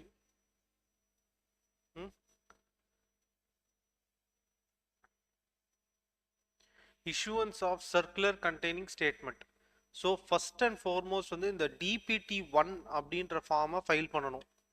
இந்த DPT1ன்ற ஃபார்ம் என்னன்னா it is a circular, ஒரு circular including statement of financial position of the company, credit rating, total number of depositors and amount due towards deposits. அதாவது நீங்க வந்து ஒரு ஸ்டேட்மெண்ட் பப்ளிக்கு ஒரு ஸ்டேட்மெண்ட் கொடுக்கணும், சாரி மெம்பர்ஸ்க்கு ஒரு ஸ்டேட்மெண்ட் கொடுக்கணும், உங்கள் எல்லா ஷேர் ஹோல்டர்ஸ்க்கும் ஒரு ஸ்டேட்மெண்ட் கொடுக்கணும். அது வந்து அந்த ஸ்டேட்மெண்ட்ல என்ன இருக்குன்னா ஃபர்ஸ்ட் ஃபினான்ஷியல் பொசிஷன், கம்பெனியோட ஃபினான்ஷியல் பொசிஷன் என்ன, நெக்ஸ்ட் கம்பெனியோட கிரெடிட் ரேட்டிங் என்ன, நெக்ஸ்ட் கம்பெனியோட ப்ரீவியஸ் டெபாசிட்டர்ஸ், கம்பெனியோட மொத்தம் இதுக்கு முன்னாடி டெபாசிட்ஸ் இஷ்யூ பண்ணியிருந்தாங்கன்னா அதில் எவ்வளோ டெபாசிட்டர்ஸ் வந்தாங்க, அவங்களுக்கு எவ்வளோ அமௌண்ட் கொடுக்கணும், இந்த பர்டிகுலர் டீட்டெயில்ஸ் எல்லாமே இந்த ஃபார்ம் DPT1 அப்படின்ற ஸ்டேட்மெண்ட்ல இஷ்யூ பண்ணணும். த ஸ்டேட்மெண்ட் இஸ், இது வந்து ஃபார்ம் DPT1ன்றது it is a format. Understand? இது வந்து you need to send it by speed post or by electronic mode. Understand? So first and foremost வந்து what is the first thing? Special passing of ordinary resolution in general meeting. Second is issue of statement, issuing a circular in the form of a statement in form DPT1 by speed post or by electronic mode.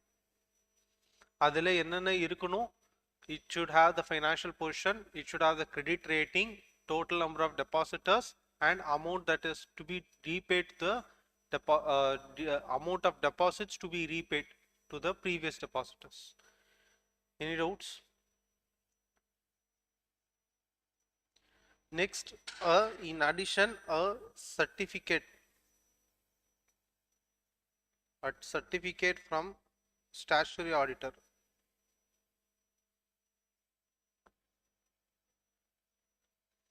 A certificate from statutory auditor to be attached in DPT1 stating that the company has not committed default in repayment of deposits.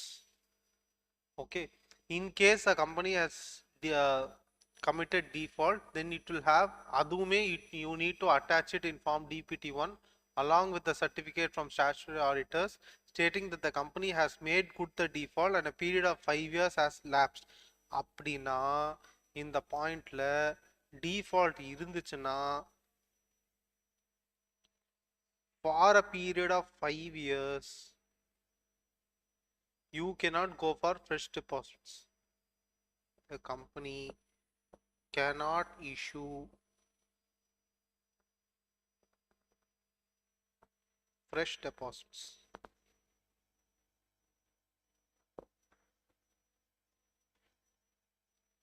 Understand?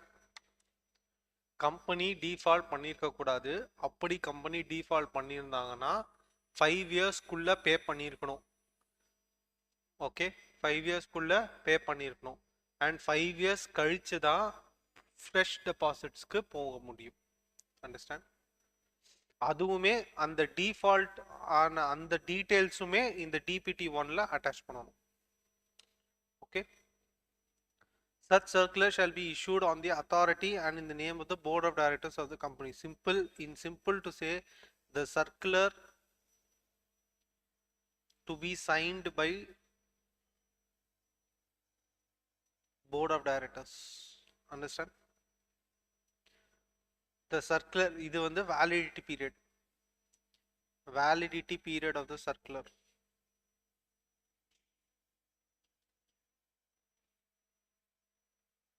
படிங்க. ம் ம்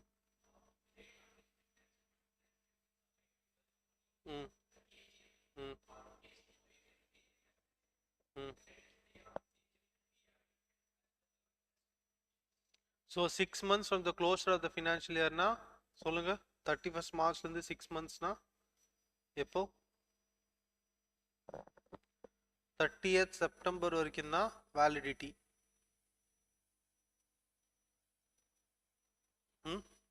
R AGM date வந்து any time நீங்க ஆகஸ்ட்ல வச்சிருந்தீங்கன்னா then August வரைக்கும் தான் valid. Understand? This or this. இங்க எக்ஸாம்பிள் படிங்க.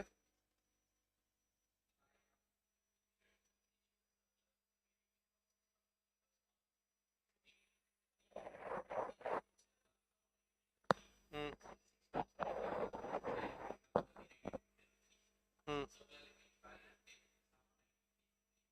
ம்.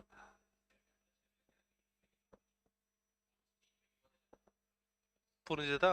So this or this, whichever is earlier.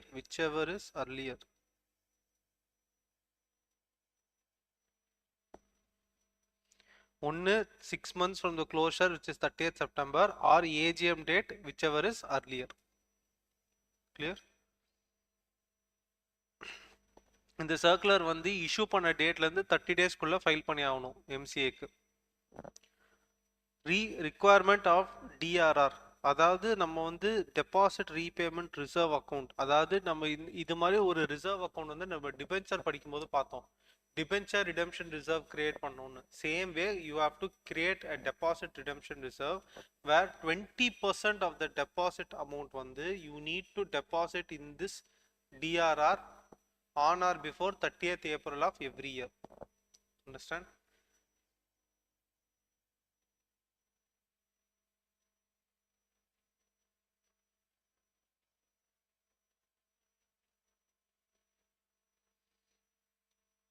In the purpose of DRR, இது வந்து purpose of DRR,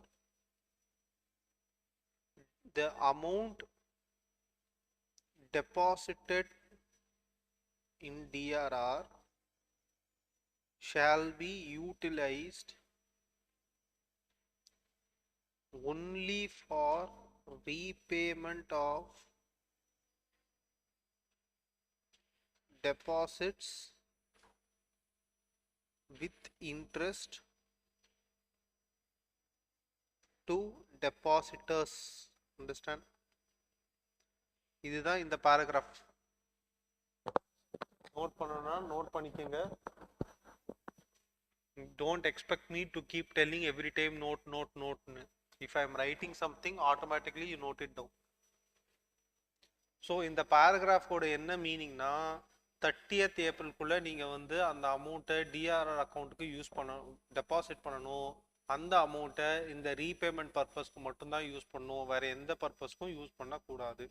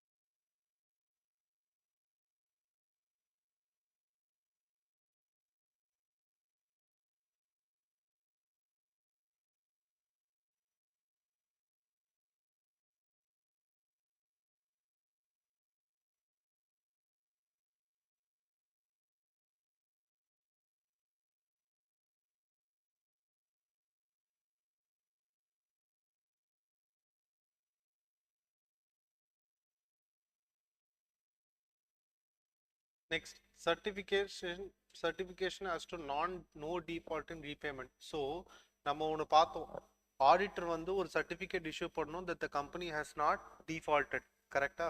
ஸோ அதே மாதிரி அந்த 5 years டைம் லிமிட்டும் பார்த்தோம். 5 yearsக்குள்ள ஆடிட்டர் 5 yearsக்குள்ள அந்த கம்பெனி வந்து அந்த டிஃபால்ட்டை வந்து க்ளோஸ் பண்ணிடணும், அதாவது ரீபே பண்ணியிருக்கணும். அண்ட் 5 years கழிச்சு தான் வந்து ஃப்ரெஷ் டெபாசிட்ஸ்க்கு போக முடியும். எப்படி ஆடிட்டர் வந்து ஒரு certificate கொடுக்குறாரோ, company also must give a certificate. Company also to give a certificate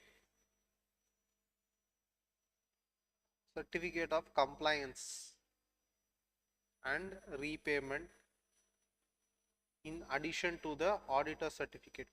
Clear?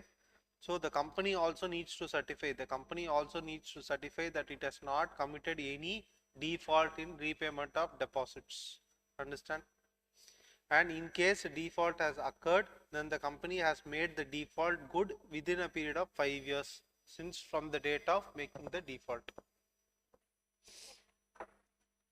இங்கே எக்ஸம்ஷன்ஸ், பிரைவேட் லிமிடெட் கம்பெனிக்கு ஒரு எக்ஸம்ஷன்ஸ் இருக்கு. என்ன எக்ஸம்ஷன்ஸ்னா, இந்த சப்செக்ஷன் 2ல விசா இந்த ஸ்டேட்மெண்ட் இதெல்லாம் இருக்கு இல்லையா, இந்த ஸ்டேட்மெண்ட், இந்த ஸ்டேட்மெண்ட் கொடுக்கறது, டிபிடி 1, அதுக்கப்புறம் ஸ்பீட் போஸ்டில் அனுப்பணும், அதுக்கப்புறம் எலக்ட்ரானிக் மோடில் அனுப்பணும், அப்புறம் இந்த சர்க்குலர் ஒன்று இஷ்யூ பண்ணணும், அந்த சர்க்குலரோட வேலிடிட்டி வந்து இவ்வளோ. ஸோ இதெல்லாம் இருக்கு இல்லையா, இது எல்லாமே ஒரு ப்ரைவேட் லிமிடெட் கம்பெனிக்கு exempt if which அந்த டெபாசிட் அமௌண்ட் வந்து it is not exceeding 100% of the paid up capital, free reserves and securities premium, or which is a startup for 5 years from the date of incorporation. So அந்த deposit amount வந்து deposit amount received by a private limited company is less than 100% of paid up capital plus free reserves plus securities premium. Understand? Or that private limited company is a startup. Clear?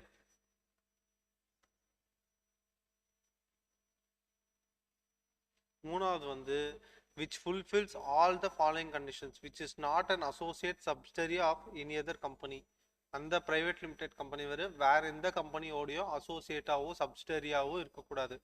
The borrowings of such company from banks and financial institutions is less than twice of the paid up capital or 50 crores, whichever is lower. So borrowings from banks and PFI is less than two times of paid up capital or 50 crores, whichever is less. Understand? அப்படி இருந்துச்சுன்னா அந்த company வந்து அந்த private limited company circular issue பண்ண தேவையில்ல, DBT 1 file பண்ண வேண்டாம், அதுக்கப்புறம் வந்து எலக்ட்ரானிக் மோடில் அந்த இது பண்ண வேண்டாம், ஆடிட்டர் கிட்ட அந்த சர்டிஃபிகேட் வாங்க வேண்டாம். அண்டர்ஸ்டாண்ட்? ஜஸ்ட் ரெசல்யூஷன் மட்டும் பாஸ் பண்ணால் போதும். ஆனால் இந்த கம்பெனி டிபிடி 3 ஃபார்ம் மட்டும் ஃபைல் பண்ணணும், டிபிடி 1 ஃபைல் பண்ண வேண்டாம், டிபிடி 3 ஃபைல் பண்ணால் போதும். டிபிடி 3ன்றது என்னன்னா, it is a return to accept deposits from members filed with MCA. Understand?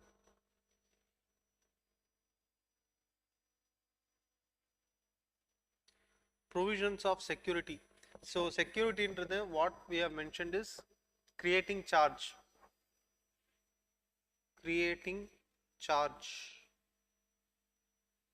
So if security is provided, the company shall take steps for creation of charge. அப்பனா creation of charge na CAG1 file பண்ணணும் company. So எப்போவுமே நீங்கள் வந்து அப்போனா இங்கே நீங்கள் ரெண்டு விஷயத்த பார்க்கணும். ஒரு கம்பெனி டெபாசிட்ஸ் வாங்குறாங்க, மெம்பர்ஸ் கிட்ட இருந்து அதுக்கு அவங்க வந்து ஃபைல் பண்ணுறாங்கன்னு சார்ஜ் கிரியேட் பண்ணுறாங்கன்னா DPT1 ஃபைல் பண்ணும், DPT3 ஃபைல் பண்ணும், CHG1 ஃபைல் பண்ணும். ஸோ சார்ஜ் கிரியேஷனுக்கான கம்ப்ளைண்ட்ஸும் இங்கே வரும், டிபிடியோட டெபாசிட்ஸோட கம்ப்ளைண்ட்ஸும் இங்கே வரும். Understand?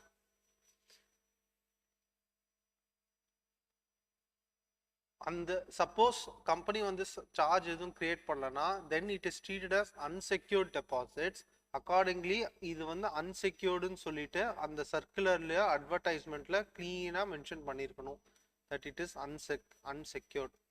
Understand? Repayment of deposits agreement as per terms and conditions. நான் டேர்ம் ஷீட்டுன்னு ஒரு கிளாஸ் மென்ஷன் பண்ணியிருந்தேன், கரெக்டா?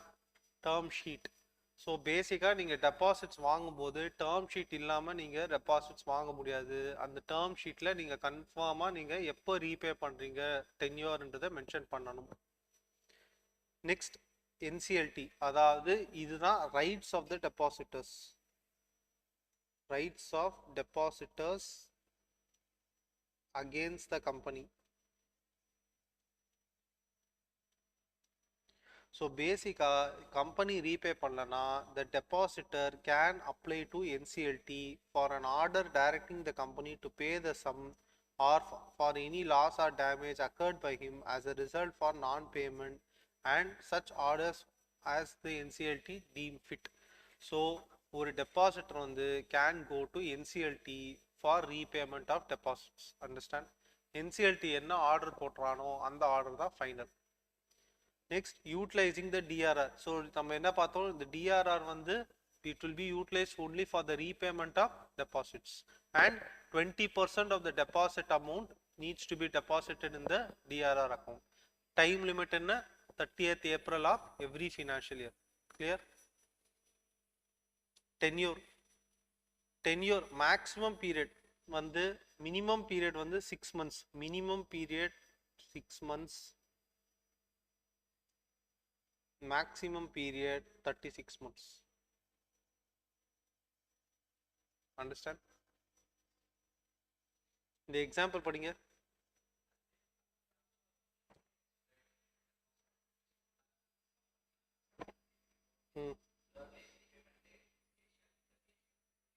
ஸோ 30th செப்டம்பர்ன்றது எப்போ?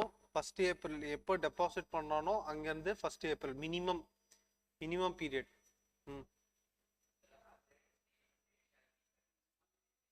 ஸோ இது maximum period.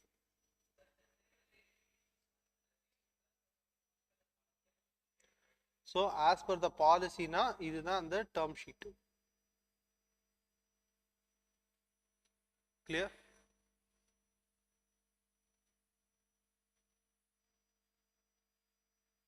Exceptions to the rule of 6 months. அந்த மினிமம் 6 monthsக்கு ஒரு ரூல் இருக்கு. என்ன ரூல்னா, such deposits shall not exceed 10% of the aggregate paid up capital, free reserves and securities premium account. Such deposits are repayable only after 3 months from the date of such இது. So அந்த minimum period of 6 monthsக்கும் கீழே போகலாம். Minimum period can be less than 6 months. The minimum period can be less than 6 months provided the deposit amount is less than 10% of paid up capital plus free reserves plus securities premium. Clear? ஆனா அதுக்கும் கீழே ஒரு minimum period இருக்கு, அதுதான் 3 months. So at any cost 3 monthsக்கு கீழே வரக்கூடாது. Understand? 6 months தான் minimum period. அந்த 6 monthsக்கும் கீழே போகலாம். எவ்வளோ கீழே மேக்ஸிமம் போகலாம்னா 3 months. அண்டர்ஸ்டாண்ட்? 3 monthsக்கும் கீழே வாங்க முடியாது ஒரு டெபாசிட் அமௌண்ட்டை. அண்டர்ஸ்டாண்ட்? இந்த எக்ஸாம்பிள் படிங்க.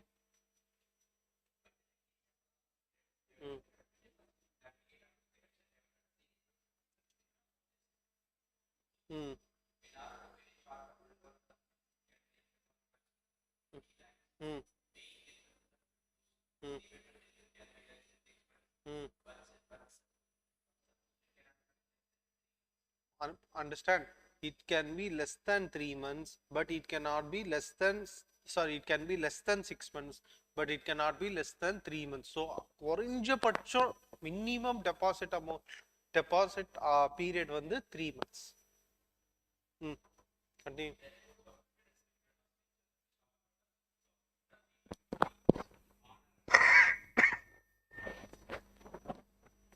So maximum amount, எவ்வளோ maximum amount வாங்கலாம்? 35% of the paid up capital or free reserves or securities premium தான் maximum amount of deposits. So இந்த 2 crores-ல 35% எவ்வளோ?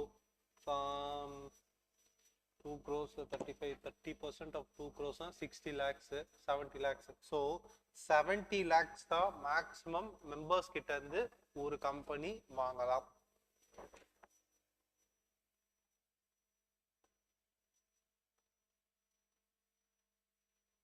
Next, appointment of trustees for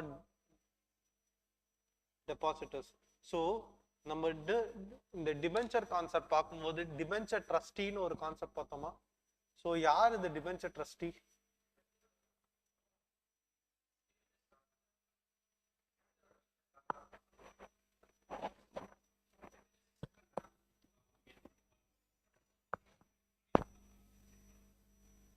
so அதே மாதிரி டெபாசிட்ஸுக்கு டெபாசிட் ட்ரஸ்டின்னு ஒருத்தவங்கள அப்பாயிண்ட் பண்ணுவாங்க. Who will take care of this deposits. இந்த டெபாசிட்டுக்கு ஒழுங்காக சார்ஜ் கிரியேட்டாக இருக்கா, இது மினிமம் அமௌண்ட் மேக்ஸிமம் அமௌண்ட் கிளியராக இருக்கா, இன்ட்ரெஸ்ட் கரெக்டாக, இன்ட்ரெஸ்ட் பர்சன்டேஜ் ஃபிக்ஸ் ஆகிருக்கா, டென்யூர் என்ன போட்டிருக்கு, ஸோ இது எல்லாமே ப்ராப்பராக வேல்யூ பண்ணுறது தான் இந்த deposit trustee. So this deposit trustee must be appointed. Next, trustee to call meeting of the depositors. So இதுக்கு பேர் தான் requisition meeting அப்படின்னுவாங்க. requisition meeting. So இந்த requisition meetingனா பேசிக்கா what it means is இந்த depositors எல்லாருமே சேர்ந்து ஒரு மீட்டிங் போடுறதுக்கு பேர் தான் requisition meeting, where they will discuss அவங்க கொடுக்குற அமௌண்ட் கரெக்டான அமௌண்ட்டா, அந்த கம்மியான அமௌண்ட்டா, அதிகமான அமௌண்ட்டா, ஸோ இந்த மாதிரி விஷயத்த டிஸ்கஸ், கம்பெனியோட ஃபினான்ஷியல் பொசிஷன் எப்படி இருக்கு, ஸோ இதை மாதிரி விஷயத்த டிஸ்கஸ் பண்ணுறது தான் இந்த depositors meeting. So the trustee of the depositors shall call a meeting. So இங்கே அப்பாயிண்ட் ஆன trustee will call for a meeting. Okay, and on receipt of at least 1/10 of the depositors in value for the time being outstanding. So நம்ம meeting நம்ம இதில் பார்த்தோம் 70 lakhs deposit, maximum amount வந்து 35% of 2 crores which is 70 lakhs. So 70 lakhsல 1/10 எவ்வளோ? 7 lakhs. So இந்த 7 lakhs யார் எவ்வளோ டெபாசிட்டர்ஸ், அஸ்யூமிங் 4 டெபாசிட்டர்ஸ் வந்து 7 lakhs கொடுத்துருக்காங்கன்னு வச்சுக்கோங்க டுகெதர். அப்போது இந்த 7 lakhs ஒர்த் ஆஃப் டெபாசிட்டர்ஸ் வந்து மீட்டிங்கை கூப்பிடலாம். They can ask the trustee to call for depositors meeting. Understand? எப்போ இது ஆகும்னா, on happening of any event which constitutes a default in the opinion of the trustee for the depositors affecting the interest of the depositors.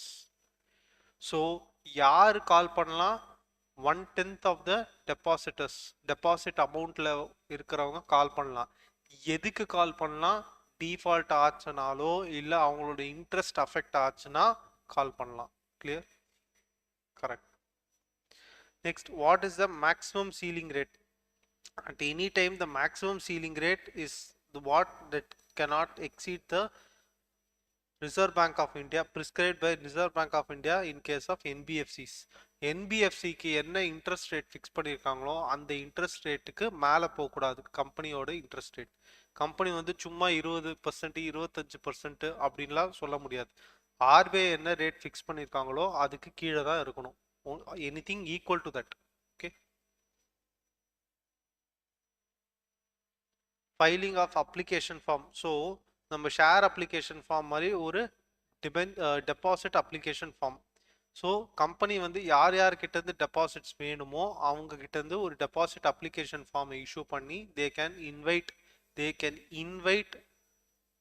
invite the shareholders or members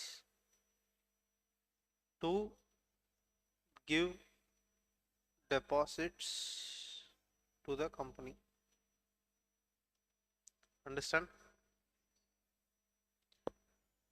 Deposits in the case of joint name. இந்த class பண்ணீங்க. ம் ம் ம் ம்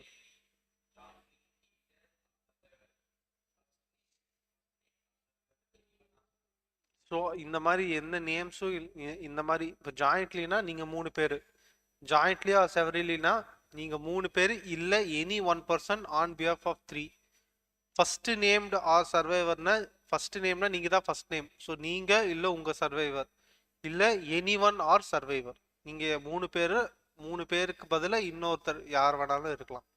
so பேசிக்காக என்ன மீனிங்னா நீங்கள் deposits 3 பேர் சேர்ந்து ஒரு கம்பெனியில் ஃபண்ட்ஸை கொடுக்கலாம், அதுக்கு மேலே கொடுக்கக்கூடாது. கிளியர்? எக்ஸாம்பிள் 7 படிங்க. ம் ம் ம் ஸோ ஜாயிண்ட்லி கிளாஸ்னா உங்கள் 3 பேருக்கும் சேர்ந்து கொடுக்கணும் இந்த repayment of deposits. Okay, either or சர்வைவர்னா உங்கள் 3 பேரில் யார் இருக்கீங்களோ அவங்களுக்கு கொடுக்கணும். ஃபர்ஸ்ட் நேம்டு ஆர் சர்வைவர்னா அவர் தான் ஃபர்ஸ்ட் நேம்டு ஆர் சர்வைவர்னா அவருக்கு கொடுக்கணும். எனி ஒன் ஆர் சர்வைவர்னா உங்கள் 3 பேரில் யாருக்காச்சும் ஒருத்தருக்கு கொடுத்தாலும் போதும். கம்பெனி அவங்களோட பார்ட்டை கொடுத்துட்டாங்க. That means to say company அவருக்கு கொடுத்துட்டு உங்கள் 2 பேருக்கு கொடுக்கலன்னா கம்பெனி வந்து டிஃபால்ட் கிடையாது. Understand? You cannot go to NCLT saying that company has not given money to you. நீங்கள் யார்கிட்ட கேட்கணும்னா அவர்கிட்ட கேட்கணும். அண்டர்ஸ்டாண்ட்? ஜாயிண்ட்லி அப்படின்னா மட்டும்தான், ஃபர்ஸ்ட் கேஸ் ஜாயிண்ட்லின்னா மட்டும்தான் கம்பெனி செப்பரேட்டாக உங்கள் 3 பேருக்கும் கொடுக்கணும். அதுக்கப்புறம் வருது எல்லாமே யாருக்காச்சும் ஒருத்தருக்கு கொடுத்தா company is safe. Understand? Nomination. So நீங்கள் 3 பேரில் யாராச்சும் ஒருத்தர் நாமினேட் பண்ணிக்கலாம். உங்களோட லீகல் ஏர்ஸ், உங்களோட ஃபேமிலிஸ் யார் வேணாலும் நாமினேட் பண்ணிக்கலாம். டெபாசிட் ரிசீட் நீங்கள் வாங்கின டெபாசிட்டுக்கு company will give a receipt signed by the board of directors of the company. Register of deposits. So நீங்கள் கம்பெனி வந்து ஒரு ரெஜிஸ்டர் மெயின்டைன் பண்ணுவாங்க. இந்த மாதிரி எல்லா டெபாசிட்ஸும் வாங்கினதுக்கு இதுக்கு முன்னாடி இஷ்யூ பண்ணி வாங்கினதுக்கு எல்லாத்துக்கும் ஒரு ரெஜிஸ்டர் மெயின்டைன் பண்ணுவாங்க. Clear? Next, premature repayment of deposits. So ஒரு டெபாசிட்ஸை வந்து ப்ரீமெச்சர் ரீபேமெண்ட்டுக்கு is it applicable, is it allowed? Yes, it is allowed as per the term sheet. Next, இந்த DPT3 இதுதான் ரிட்டர்ன் ஃபார் ஃபைலிங் டெபாசிட்ஸ். நான் already மேலே எழுதியிருப்பேன். So every financial year 30th ஜூனுக்கு முன்னாடி இந்த DPT3 ஃபைல் பண்ணியிருக்கணும். இப்போ நம்ம வாங்கின எல்லா டெபாசிட் அமௌண்ட்டையும் நம்ம இந்த DPT3ல ஆனுவல் ரிட்டர்ன் அப்படின்னு சொல்லிட்டு நம்ம ஃபைல் பண்ணோம். அண்டர்ஸ்டாண்ட்? அதே மாதிரி நம்ம ரூல் 2ல பார்த்தோம், எது நாட் டெபாசிட்ஸ்ன்னு சொல்லிட்டு அதுவும் DPT3ல காட்டணும்.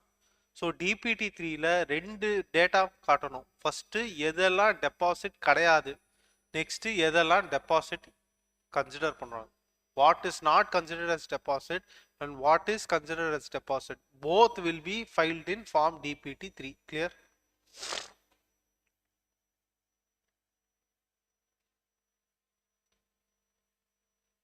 ஸோ ஒன்ஸ் நீங்கள் வந்து டேர்ம்ஸ் அண்ட் கண்டிஷன்ஸ் போட்டுட்டிங்கன்னா அண்ட் அந்த டேர்ம்ஸ் அண்ட் கண்டிஷன்ஸ் இந்த சர்க்குலரில் இஷ்யூ பண்ணிட்டீங்கன்னா இந்த ஃபார்ம் ஆஃப் அட்வர்டைஸ்மெண்ட் அந்த டேர்ம்ஸ் அண்ட் கண்டிஷன்ஸை சேஞ்ச் பண்ண முடியாது. அண்டர்ஸ்டாண்ட்? நீங்கள் டெபாசிட்ஸ் வந்து இப்போ 15% இன்ட்ரெஸ்ட் கொடுக்குறீங்கன்னு சொல்லிட்டு சர்க்குலர் DPT1ல சர்க்குலரை இஷ்யூ பண்ணிட்டீங்க அட்வர்டைஸ்மெண்ட்டில். நாளைக்கு 15% ரொம்ப அதிகம், 15%லேருந்து 12%க்கு மாற்றிக்கலாம் அப்படின்னா மாற்றிக்க முடியாது. Understand? Why? Because you have given it as a circular in the form of advertisement. Disclosures in the financial statement. Of course, நீங்கள் வாங்கின டெபாசிட்ஸ்லாம் ஃபினான்ஷியல் ஸ்டேட்மெண்ட்டில் டிஸ்க்ளோஸ் பண்ணணும். நெக்ஸ்ட்டு இன்ட்ரெஸ்ட் 18% இன்ட்ரெஸ்ட் பெனால்ட்டி கட்டணும். இங்கே ரீபேமெண்ட் ஒழுங்காக பண்ணலன்னா பெனால்ட்டி கட்டணும். அதே மாதிரி நீங்கள் இந்த ஃபார்ம், இந்த DPT3 ஃபார்ம் இருக்கு இல்லையா, இந்த DPT3 ஃபார்மை நீங்கள் ஒழுங்காக ஃபைல் பண்ணலன்னா அதுக்கான பெனால்ட்டி வந்து fine with 5000 rupees or everyday 500 rupees. Okay, இது ஒன் டைம் 5000, இது everyday 500. Understand? Any doubts? So இது வரைக்கும் நம்ம பார்த்தது எல்லாமே acceptance of deposit from members. இப்போ நம்ம பார்க்க போகிறது acceptance of deposits from public. That means this is applicable. Correct.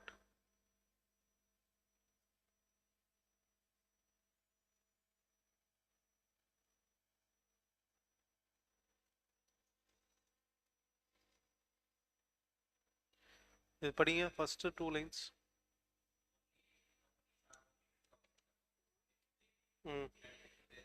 In addition to their members, அப்படின்னா மெம்பர்ஸ் கிட்ட இருந்தும் வாங்கலாம், பப்ளிக் கிட்ட இருந்தும் வாங்கலாம். So public company member plus public.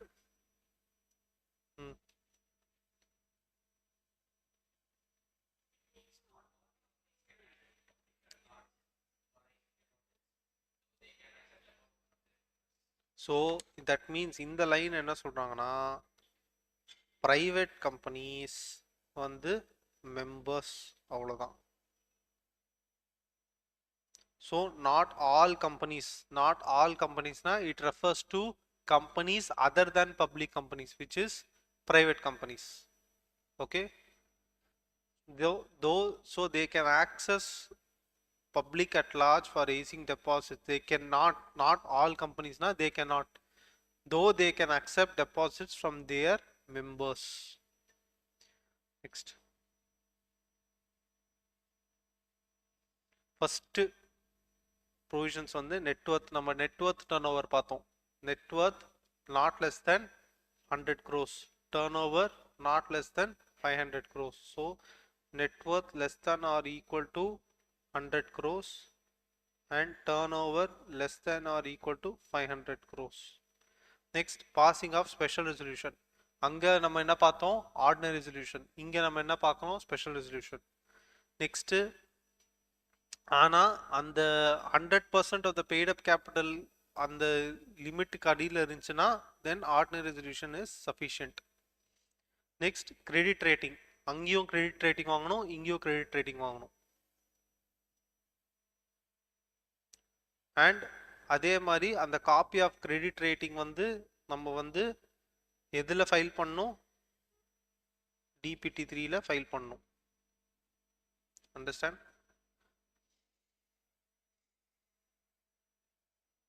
Charge creation, அங்கேயும் நம்ம சார்ஜ் கிரியேட் பண்ணணும், இங்கேயும் நம்ம சார்ஜ் கிரியேட் பண்ணணும். அதுக்கு நம்ம என்ன ஃபைல் பண்ணணும்? CHG1 ஃபைல் பண்ணணும் வித்தின் 30 days. அதே மாதிரி சார்ஜ் வந்து கிரியேட் பண்ணுறதுக்கு நம்ம போர்டு ரெசல்யூஷன் பாஸ் பண்ணணும், 30 daysக்குள்ள CHG1 ஃபைல் பண்ணணும். கிளியர்? அதுதான் இங்கே சொல்லியிருக்காங்க. Every company which accept secured deposits shall within 30 days from such acceptance create a charge on its assets. Okay. Can a company create charge on intangible assets? No, the company cannot create charge on intangible assets. The total value of security should not be less than the amount deposited. Very simple. நான் வந்து 100 கோடி ரூபா deposits வாங்கினேன், 10 கோடிக்கு asset கொடுக்க முடியுமா? கொடுக்க முடியாது. நான் 100 கோடிக்கு அசெட் வாங்கினேன்னா 110 crores தான் நான் வந்து அசெட்ஸ் கொடுக்கணும். Understand? So the value of the security should not be less than the amount of deposits accepted and interest. So deposit amount including interest shall be greater than, sorry, shall be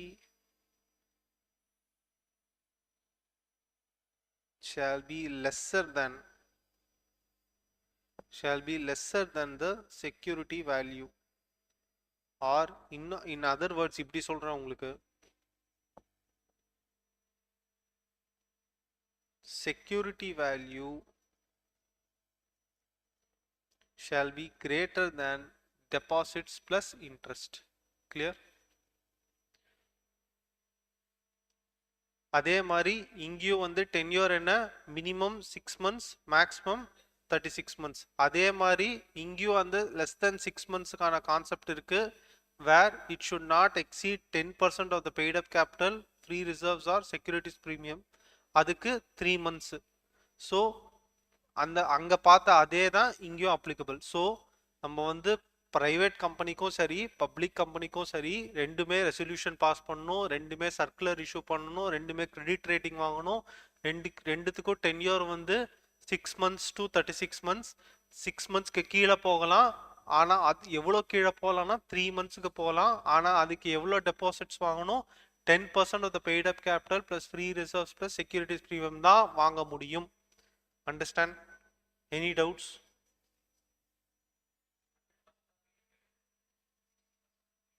அது வந்து ordinary சொல்யூஷனுக்கு, இது வந்து டென்யூருக்கு.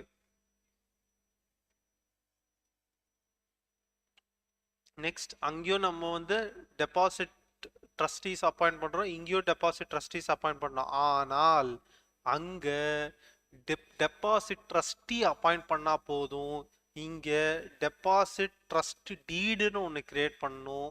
DBT 2ல at least 7 days before issuing the circular in the form of advertisement. இந்த point வந்து not applicable for private companies accepting deposit from shareholders. Okay, clear? So இந்த trustees வாங்குறது வந்து first 1 or more trustees appoint பண்ணணும், return consent வாங்கணும், அதுக்கு advertisement கொடுக்கணும், இவர் தான் ட்ரஸ்டின்னு சொல்லிட்டு. இதில் இன் அடிஷன் எக்ஸ்ட்ரா பாயிண்ட் வந்து இந்த டெபாசிட் ட்ரஸ்ட் டீட். இந்த டெபாசிட் ட்ரஸ்ட் டீடை கிரியேட் பண்ணணும், அதை ஃபார்ம் டிபிடி 2ல இருக்கணும். It's a format. ஓகே, இது வந்து 7 days முன்னாடி நம்ம வந்து அந்த சர்க்குலரை இஷ்யூ பண்ணுறதுக்கு முன்னாடி இந்த டிபிடி 2வை இஷ்யூ பண்ணணும்.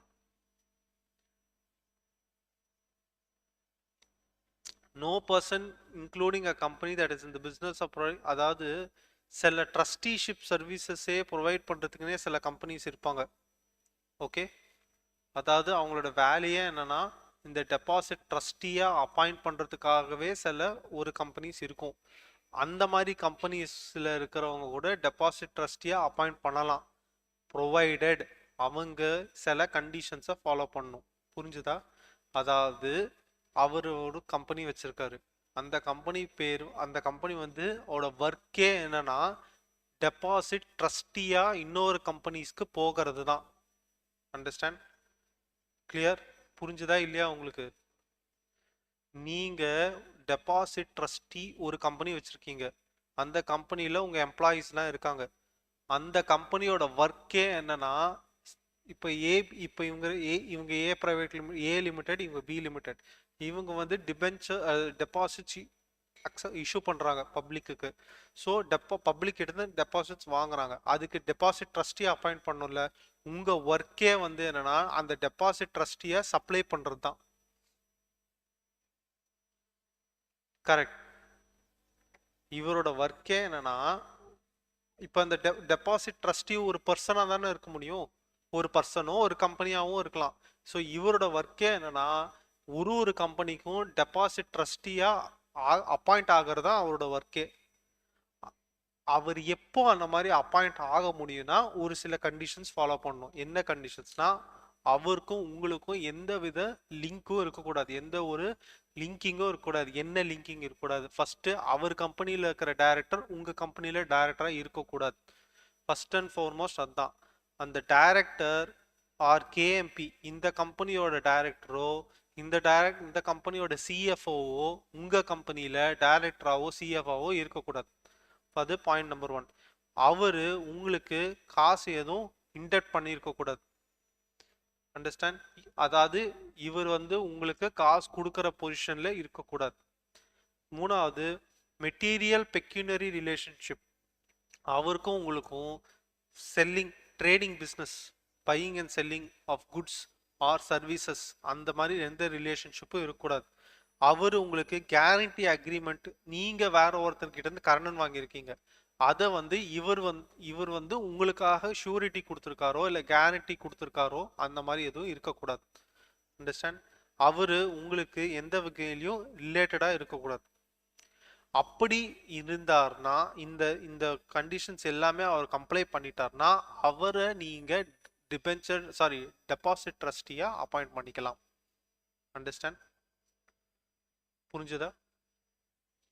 No trustee for depositors shall be removed from the office after issue of circular or advertisement and before the expiry of his term, except with the consent of all the directors present at the meeting of the board. So removal of deposit trustee requires board approval by conducting a board meeting. So ஒரு board meeting conduct பண்ணி எல்லா டைரக்டர்ஸும் all the டைரக்டர்ஸ்ன்னு சொல்லியிருக்காங்க. So all the டைரக்டர்ஸ்னா unanimous approval. All டைரக்டர்ஸ்னா unanimous approval, எல்லாரும் ஒத்துக்கணும். அதில் ஒரு டைரக்டர் கூட அப்ஜெக்ட் பண்ணால் கூட அவரை நீங்கள் ரிமூவ் பண்ண முடியாது. சப்ஜெக்ட் டு இந்த மேலே இருக்கிற கண்டிஷன்ஸ் எல்லாம் ஃபாலோ பண்ணிட்டார்னா. Understand? Meeting of the depositors called by the trustee. அதே மாதிரி தான் சேம் கான்செப்ட். நீங்கள் இருந்து 1/10 ஆஃப் த வேல்யூவில் இருக்கிறவங்க மீட்டிங்கை ரெக்வசிஷன் பண்ணலாம். எதுக்கு? அவங்க எதாவது டிஃபால்ட் எதாவது இருந்துச்சுன்னா அந்த டிஃபால்ட்டோ இல்லை இன்ட்ரெஸ்ட் ரீபேமெண்ட்டுக்கோ நீங்கள் மீட்டிங் கண்டக்ட் பண்ணலாம். Next maximum amount. Maximum amount of deposits from members from person other than members. அதாவது அங்கே நம்ம பார்த்தோம் இல்லையா, 35% பார்த்தோம். அதாவது மெம்பர் கிட்ட இருந்து 35% பார்த்தோம். இது இங்க அதை ஸ்பிளிட் பண்ணியிருக்காங்க, அவ்வளவுதான். மொத்தமா 35%, அதுல 10% மெம்பர்ஸ் பப்ளிக் கிட்ட இருந்து 25%. Understand? So private companies 35% from members. Okay. Public companies 10% from members and 25% from public. Understand? Any doubts? What is the maximum amount for government company? Government company வந்து deposits accept பண்ண முடியுமா? accept பண்ண முடியும். எவ்வளோ? maximum 35% from public. So government company 35% from public. Understand? அதே மாதிரி தான் DPT1 அட்வர்டைஸ்மெண்ட்ல போடணும். அட்வர்டைஸ்மெண்ட் வந்து இங்கிலீஷ் லாங்குவேஜ்லையும் வர்னாக்குலர் லாங்குவேஜ்லையும் மென்ஷன் பண்ணியிருக்கணும். கிளியர்?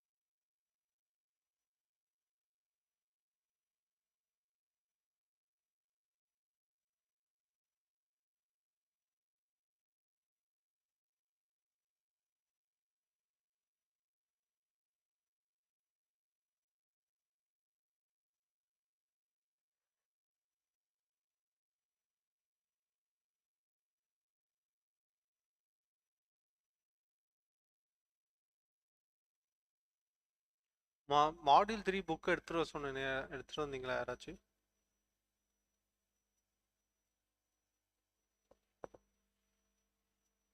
ம், மாடியூல் 3 யாரும் எடுத்துட்டு வரலையா? ம்.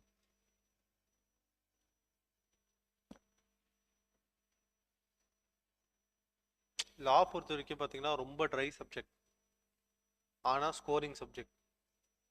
எவ்ரிடே ப்ரிப்பேர் பண்ணீங்கன்னா ப்ராப்பராக, if you study everyday you can, this is, இந்த பேப்பர் வச்சு தான் நீங்கள் மற்ற பேப்பரை நீங்கள் நாக் ஆஃப் பண்ண முடியும். நீங்கள் படிச்சீங்கன்னா இந்த பேப்பர் ஈஸி, படிக்கலைன்னா சுத்தமாக உங்களுக்கு புரியாது. இது ஏன் அது ஏன் உங்களுக்கு இல்லை, நீங்கள் இது இப்போ இது படிக்கும்போது ஈஸியாக தெரியும், ஆனால் இதே ஒரு இல்லஸ்ட்ரேஷனாக கொடுத்தீங்கன்னா கன்ஃபியூஸ் ஆயிடுவீங்க. அதுதான் லா பேப்பர். படிக்கும்போது ஈஸியாக இருக்கும், ப்ரொவிஷனை படிக்கும்போது ஈஸியாக இருக்கும், ஆனால் அதை இல்லஸ்ட்ரேஷனாக அப்ளை பண்ணும்போது ப்ராப்ளம் வரும். கிளியர்?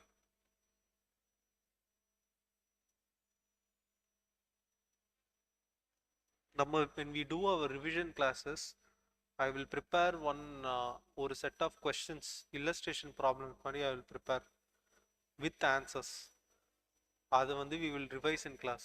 ஸோ ஒரு illustration ப்ராப்ளமை எப்படி ஹேண்டில் பண்ணணும், எப்படி அதை அப்ரோச் பண்ணணுன்றது உங்களுக்கு தெரியும். இதெல்லாமே we will do it in revision classes.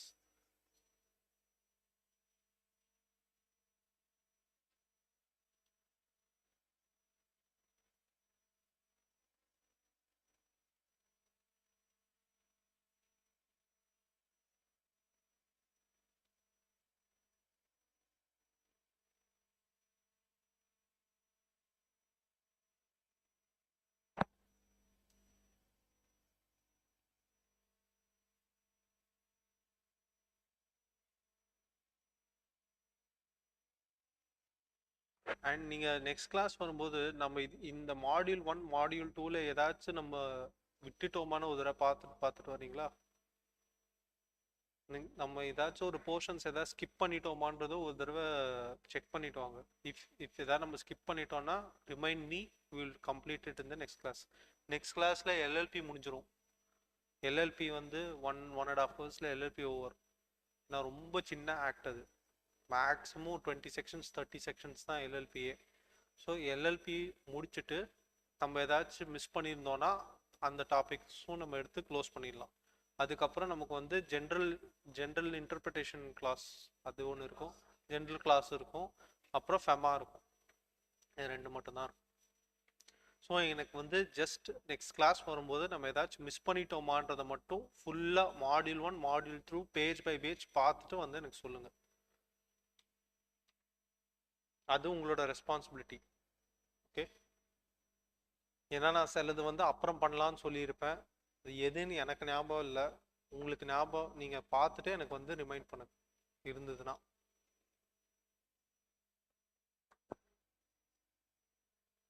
நான் நெக்ஸ்ட் கிளாஸில் வந்து எல்லா புக்கும் எடுத்துகிட்டு வந்துருங்க. மாடியூல் 1 2 3 3 புக்குமே எடுத்துகிட்டு வந்துருங்க. எல்எல்பி முடிச்சுட்டு வி வில் டூ ரிவிஷன். ஒரு சாப்டர் வைஸ் சாப்டராக ரிவிஷன் பண்ணலாம்.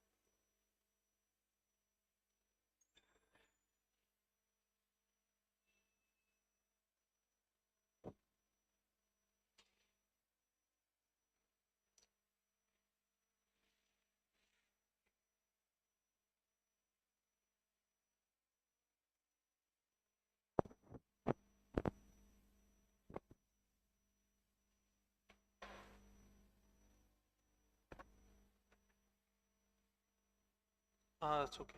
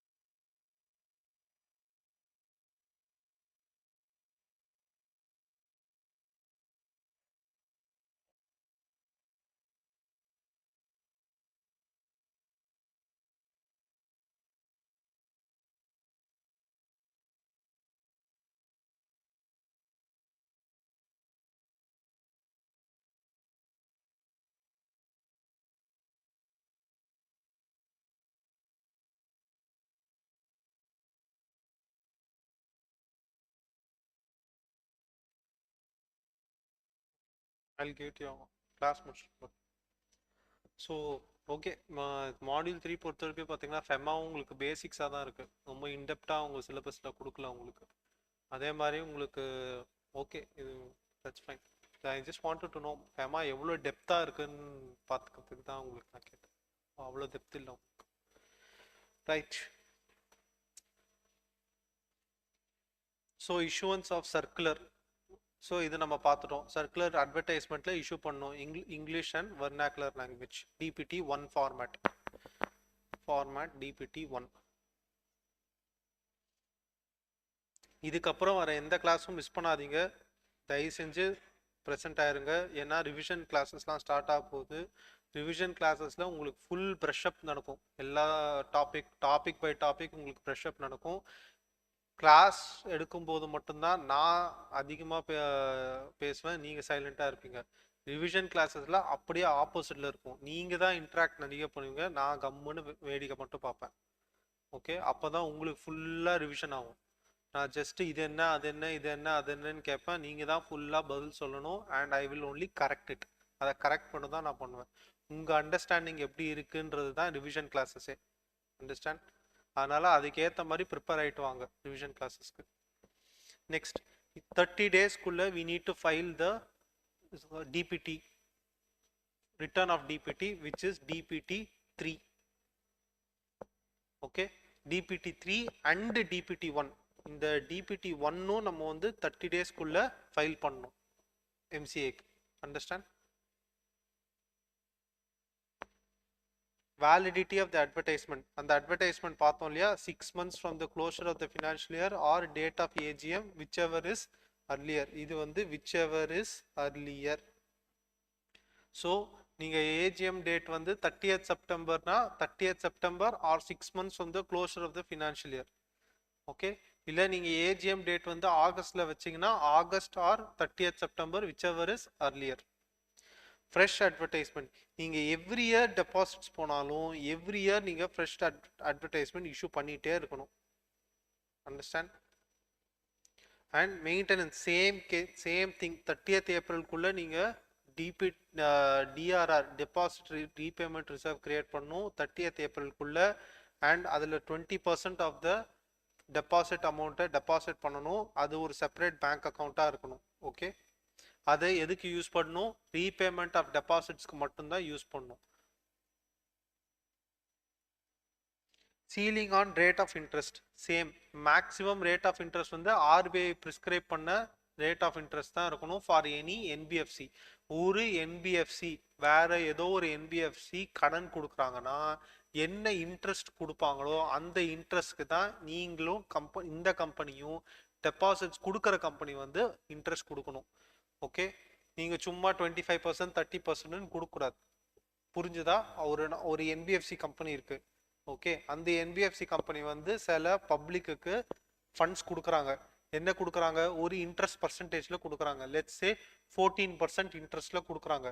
அப்போது இந்த கம்பெனி டெபாசிட்ஸ் டெபாசிட்ஸ் வாங்குற கம்பெனி என்ன பண்ணுன்னா அதே 14% தான் கொடுக்கணும். சும்மா 20% 25% கொடுக்கக்கூடாது. அண்டர்ஸ்டாண்ட்? தரலாம், ஆனால் 14% எக்ஸீட் ஆகக்கூடாது.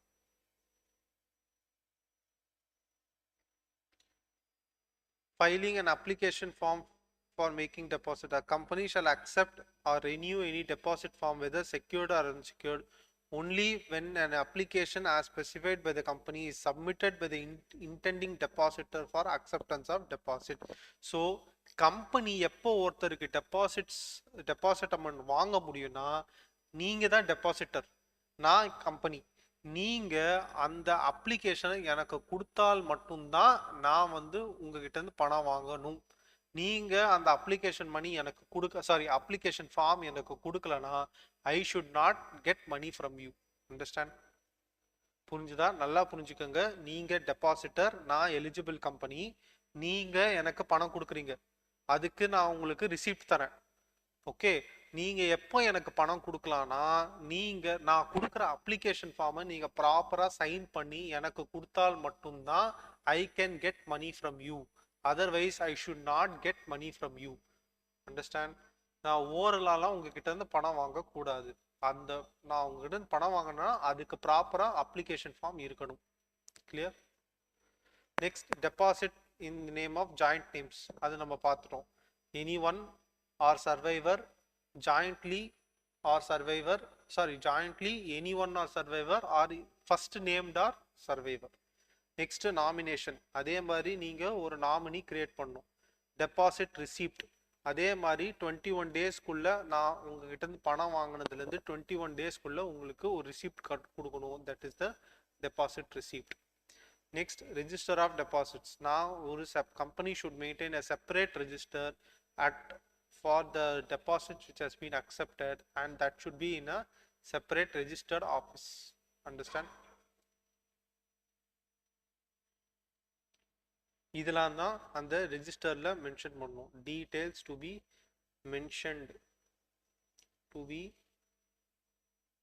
mentioned in deposit register.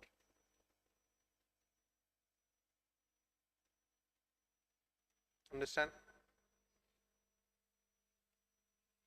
The entry shall be made within 7 days. So இந்த நீங்க என்கிட்ட இருந்து நீங்க கொடுக்குற காசுல இருந்து 7 டேஸ்க்குள்ள உங்க டேட்டா எல்லாமே நான் அந்த ரெஜிஸ்டர்ல மெயின்டைன் பண்ணிடணும். Understand? within a period of 7 days from the issuance of receipt. So எப்போ நான் உங்களுக்கு கொடுக்கணும் ரிசீப்ட் 21 டேஸ்க்குள்ள கொடுக்கணும். ஸோ 21லேருந்து 7 days. So 21st day 22nd டேலேருந்து 29th டேக்குள்ள உங்களுக்கு உங்களோட டீட்டெயில்ஸை நான் அந்த செப்பரேட் ரெஜிஸ்டரில் மெயின்டைன் பண்ணிடணும். Understand? Any doubts? Next premature, அது வந்து 8 இயர்ஸ்க்கு மெயின்டைன் பண்ணணும். மெயின்டெனன்ஸ் பீரியட் வந்து 8 இயர்ஸ். அந்த ரெஜிஸ்டர் வந்து I should maintain for 8 years. Clear? Premature repayment of deposits after the expiry of 6 months. So minimum 6 months வச்சிருக்கணும். அந்த பீரியட் நம்ம பார்த்தோம் இல்லையா? Minimum 6 months. 6 months மினிமம் வச்சிருக்கணும். 6 months கழிச்சு எப்போ வேணாலும் நீங்க ரீபே பண்ணிக்கலாம். Understand? provided that clause must be mentioned in the term sheet. அது வந்து எப்பனா 10%க்கு கீழே 10% வாங்கினா மொத்த பெய்ட் அப் கேபிட்டல், அதாவது நல்லா புரிஞ்சுக்கோங்க, 6 monthsக்கு மினிமம் வாங்கணும். ஓகே, ஆனா 6 monthsக்கும் கீழே வாங்கலாம். எப்போ வாங்கலாம்னா என்னோட டெபாசிட் அமௌண்ட் வந்து 10% of the paid up capital plus free reserves plus securities ப்ரீமியம்க்கு கம்மியா இருந்துச்சுன்னா, if the deposit amount is less than the 10% of the paid up capital plus free reserves plus securities premium, then I can accept deposits for 3 months. Understand? The 3 and the 10% of the paid up capital free reserve securities amount மேல போச்சுன்னா, then my minimum period becomes 6 months. Understand? After 6 months I can repay anytime. But what is the maximum period? 36 months. Understand?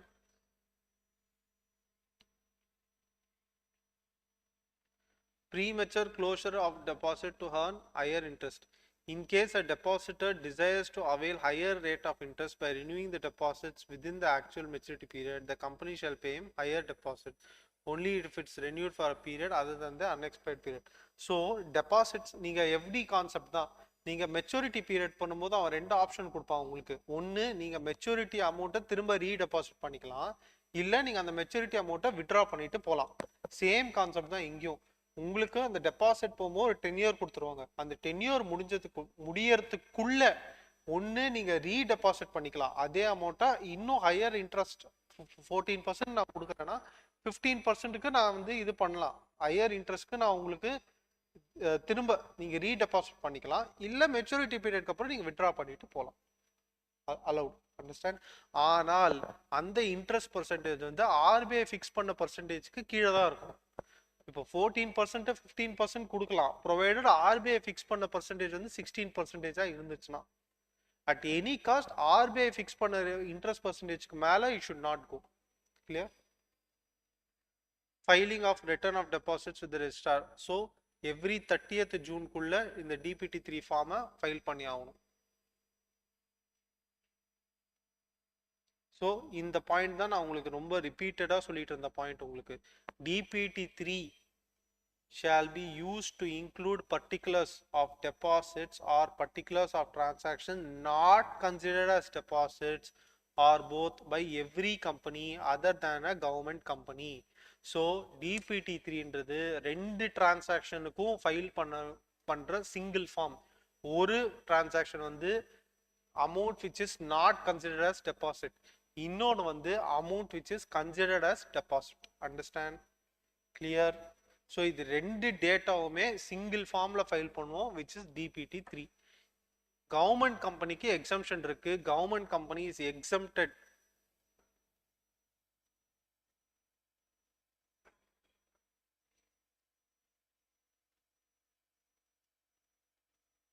Understand?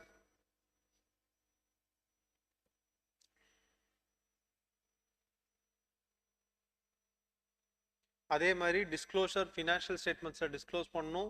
Penal interest வந்து 18% வரும். Terms and கண்டிஷன்ஸை alter பண்ண முடியாது. Once நீங்கள் circular issue பண்ணிட்டீங்கன்னா DBT ஒன்ல terms and conditions அதுக்கப்புறம் alter பண்ண முடியாது. Punishment for contravention same 5,000 rupees and every day 500 rupees. Understand? Any doubts? So ப்ரைவேட்டுக்கும் பப்ளிக்குக்கும் பார்த்தீங்கன்னா சேம், மோரலஸ் சேம் தான். என்ன உங்களுக்கு இந்த இடத்துல வந்து டிபிடி டூன்றது ஒன்று எக்ஸ்ட்ரா வருது, அங்கே டிபிடி டூ கிடையாது. மற்றபடி உங்களுக்கு அதே டிபென்ச்சர் ட்ரஸ்டி எல்லாமே உங்களுக்கு வந்து அப்ளிகபிள் தான்.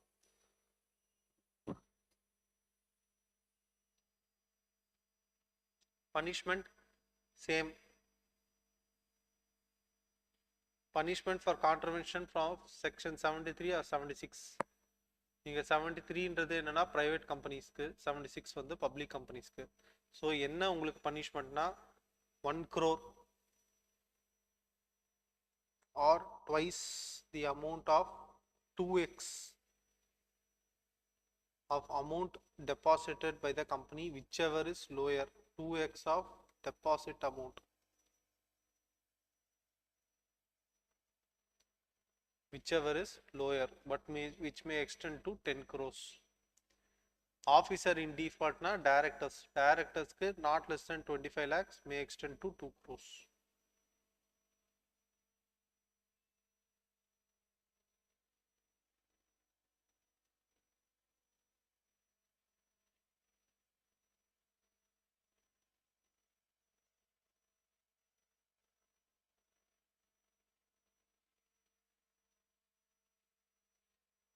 This is not relevant for you.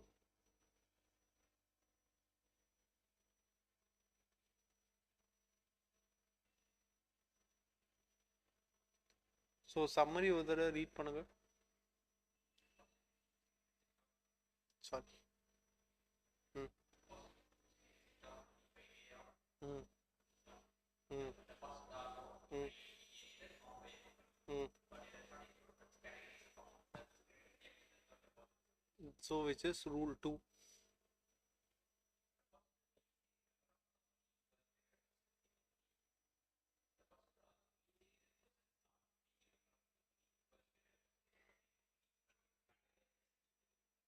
புரிஞ்சுதா? ஸோ இது வந்து எனி மெம்பர் ஆஃப் த கம்பெனினா இது வந்து ப்ரைவேட் கம்பெனி, இங்கே வந்து பப்ளிக் கம்பெனி. ம்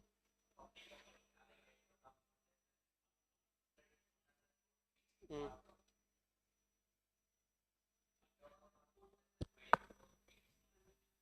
ம் ம் ம் ம் ம்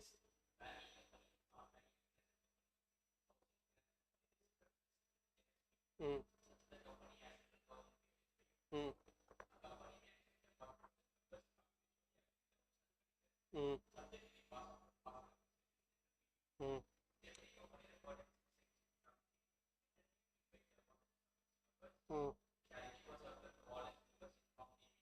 ம் ம்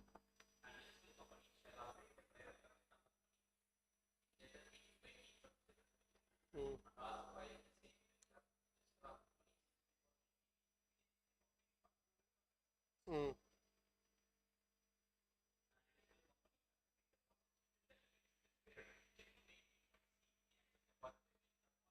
இதுதான் வந்து அந்த 100% ஆர் 60%.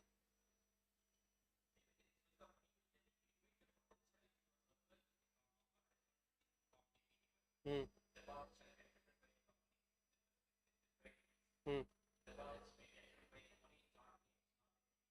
ம்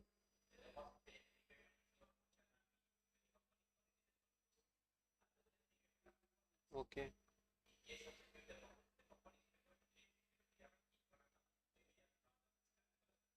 On its tangible assets.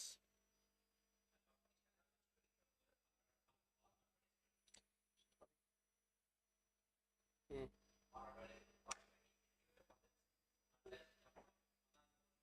ம்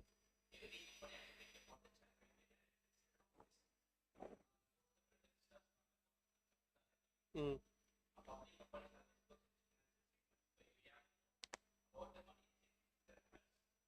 ஏன்னா money received from directors is not considered as deposits. So அது வந்து ஒரு நோட்டாக காமிச்சா போதும், செப்பரேட்டாக ஃபினான்ஷியல் ஸ்டேட்மெண்ட்ஸ்குள்ளே டிஸ்க்ளோஸ் பண்ண தேவையில்ல. ம் ம் ம் ஸோ இந்த இந்த பாயிண்ட்டுக்கும் இந்த பாயிண்ட்டுக்கும் நீங்கள் பார்த்தீங்கன்னா பப்ளிக் கம்பெனி வந்து நோட்டாக கொடுத்தா போகிறோம், ஆனால் ப்ரைவேட் கம்பெனி வந்து ஃபுல் டிஸ்க்ளோஷர் பண்ணி ஆகணும். ஆமாம், இங்கே வந்து by way of note, footnote. Public company வந்து ஃபுட் நோட்டாக கொடுத்தா போகிறோம், ப்ரைவேட் கம்பெனி வந்து செப்பரேட்டாக ஒரு நோட்டே கிரியேட் பண்ணணும். நீங்கள் ஃபினான்ஷியல் ஸ்டேட்மெண்ட்ஸில் பார்த்துருக்கீங்களான்னு தெரியல, கீழே ஃபுட் நோட்ஸ் இருக்கும். ஸோ அதில் பப்ளிக் கம்பெனி கீழே ஃபுட் நோட்ஸாக கொடுத்தா போகிறோம், ஆனால் ப்ரைவேட் கம்பெனி வந்து செப்பரேட் அதுக்குன்னு ஒரு நோட் ரெடி பண்ணணும். நோட்ஸ் டு அக்கௌண்ட்ஸில் ஒரு நோட் ரெடி பண்ணணும். ம் ம் ம்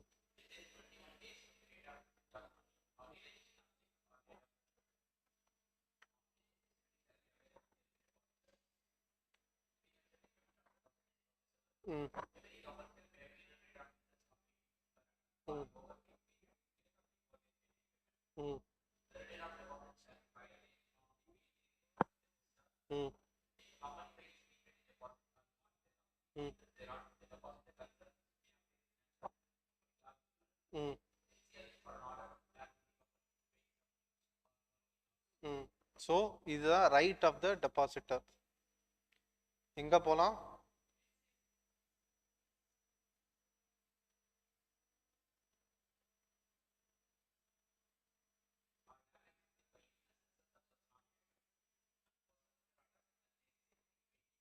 ம்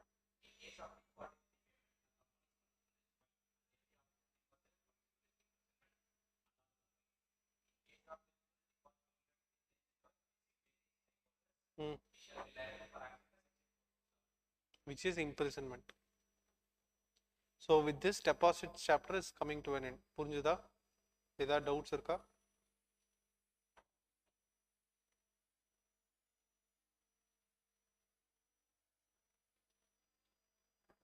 நெக்ஸ்ட் எல்எல்பி ஸ்டார்ட் பண்ணலாமா,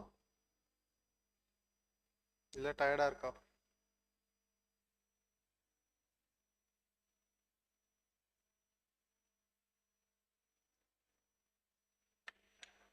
ஸ்டார்ட் பண்ணலாமா? சரி, ஒரு 2 minutes.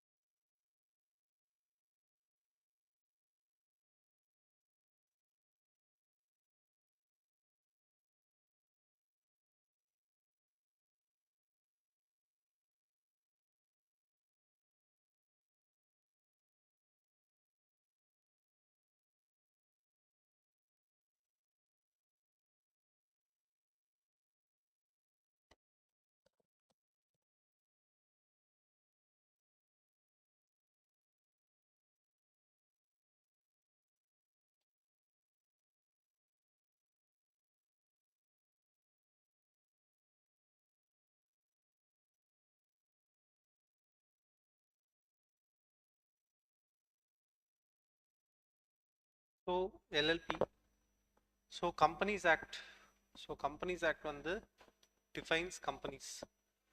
அதே மாதிரி எல்எல்பிக்கு வந்து it is something call LLB act 2008. So பேசிக்காக வந்து பார்ட்னர்ஷிப் ஃபார்ம்னா என்ன?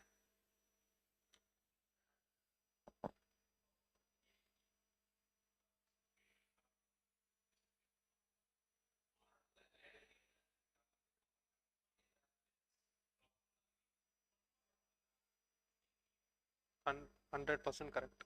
ஸோ ஒரு 3 people சேர்ந்து பிஸ்னஸ் பண்ணுறாங்க, அவங்க ஒரு ஃபார்ம் வச்சுருக்காங்க, அவங்க பார்ட்னர்ஸ். ஸோ பேசிக்காக they will create an entity and they will do business. கம்பெனியோட எக்ஸ்பென்ஸ் போக வர அமௌண்ட்டை 3 பேரும் செப்பரேட்டாக ஷேர் பண்ணிப்பாங்க.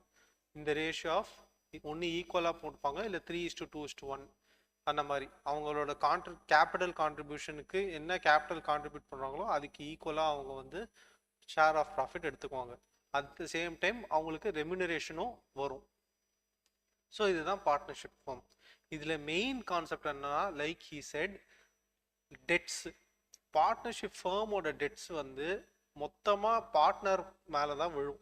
அதாவது ஒரு பார்ட்னர்ஷிப் ஃபார்ம், ஒரு ஃபார்ம் வந்து டெட்ஸ் பேங்க் கிட்டேருந்து கடன் வாங்குறாங்க, அவங்களால ஃபார்மால் ரீபே பண்ண முடியலன்னா யார் ரீபே பண்ணணும்னா பார்ட்னர்ஸ் அவங்களோட ஓன் ஃபண்ட்ஸை வச்சு ரீபே பண்ணணும். ஓகே, ஆனால் ஸோ இது வந்து என்ன ஆகிட்டு இருந்துச்சுன்னா, பார்ட்னர்ஸ் வந்து அவங்களோட பர்சனல் லைபிலிட்டி அஃபெக்ட் ஆச்சு. ஏன்னா அவங்களோட பர்சனல் ஃபண்ட்ஸ் வந்து கம்பெனியோட இதுக்கு ரீபே, டெட்ஸுக்கு ரீபே பண்ணணும். அப்போ தான் வந்து this concept came in to picture, where ஒரு லிமிட்டெட் லயபிலிட்டி பார்ட்னர்ஷிப், வேர் கம்பெனிஸில் இருக்கிற லிமிட்டெட் லயபிலிட்டி எடுத்துக்கிட்டு ஒரு பார்ட்னர்ஷிப் ஃபார்மோட ஸ்ட்ரக்சர் எடுத்துக்கிட்டு மிக்ஸ் கிளப் பண்ணிட்டாங்க. வேர் த ஃபார்மோட liability is vested with the firm alone. எவ்வளோ கான்ட்ரிபியூஷன் இருக்கோ, எவ்வளோ கேபிட்டல் கான்ட்ரிபியூஷன் இருக்கோ அவ்வளோக்கு தான் அந்த ஃபார்மோட liabilityயும் இருக்கும். Okay, it will not extend to the partners of the firm. Understand? So first and foremost thing, if you see, the LLP Act is applicable to whole of India, including Jammu Kashmir.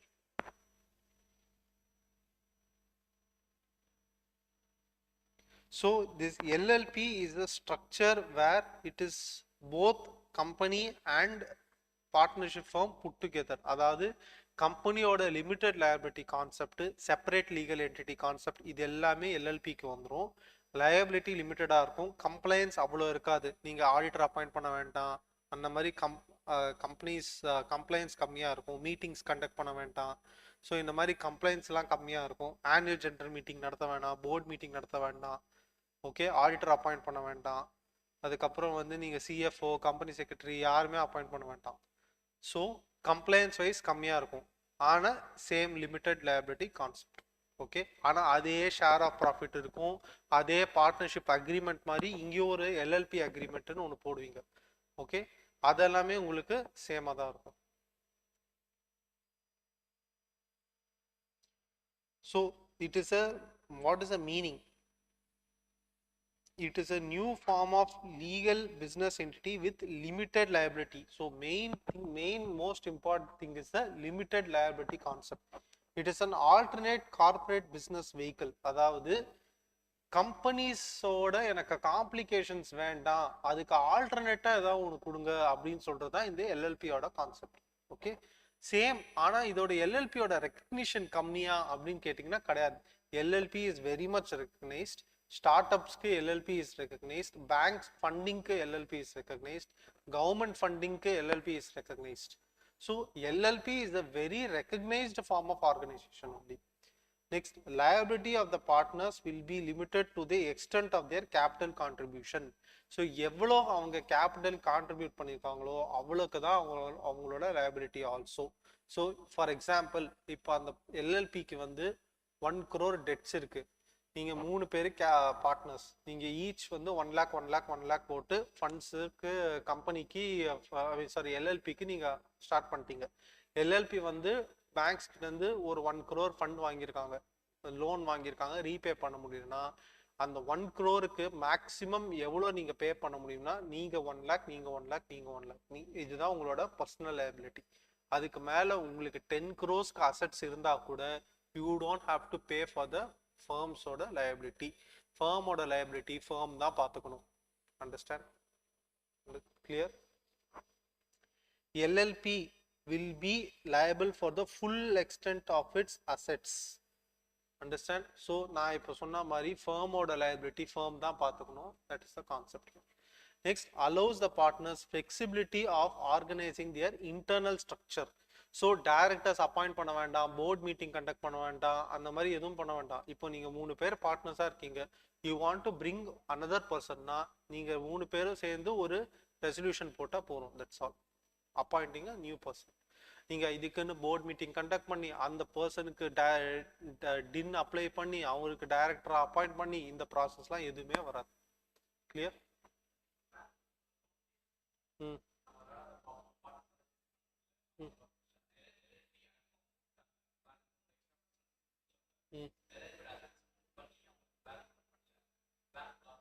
ஆமா loss தான். So அதுக்கேற்ற banks வந்து அதுக்கேற்ற மாதிரி அந்த LLB financial பொசிஷனுக்கு ஏற்ற மாதிரி தான் அவங்க lending, they should do the landing.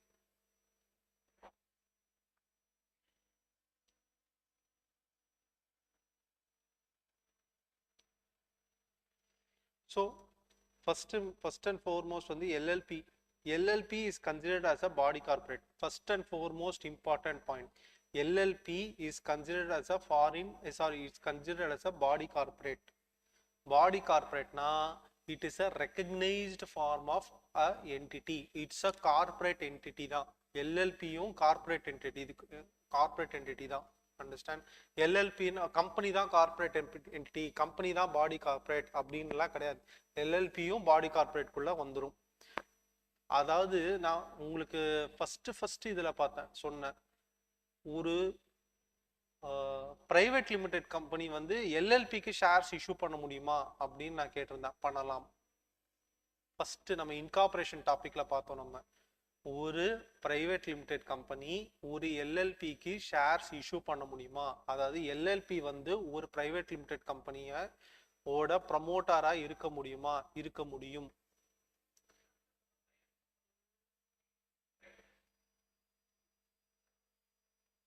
அதாவது ஒரு பிரைவேட், இப்போ நான் வந்து ஏபிசி பிரைவேட் லிமிடெட், நீங்க ஒரு எல்எல்பி XYZ எல்எல்பி, நீங்க அந்த எல்எல்பி வந்து உங்க ஃபண்ட்ஸை வந்து என் கம்பெனியில இன்வெஸ்ட் பண்ணி நீங்க ஒரு கம்பெனி ஸ்டார்ட் பண்ண முடியுமானா பண்ண முடியும். நீங்க அந்த எல்எல்பி, நான் சொல்றது பார்ட்னர்ஸ் கிடையாது, எல்எல்பி ஒரு கம்பெனியை ஃபார்ம் பண்ண முடியும்னா இட் இஸ் பாசிபிள், ஃபார்ம் பண்ண முடியும். ஏன்னா LLP is recognised as a body corporate, அதனால தான். Understand? So LLP is defined as LLP registered under this act, LLP incorporated outside India, that means foreign LLP. Foreign LLP also is considered as a body corporate, and company incorporated outside India, அதாவது foreign company. So foreign company body corporate definitions-ல என்னெல்லாம் வருது?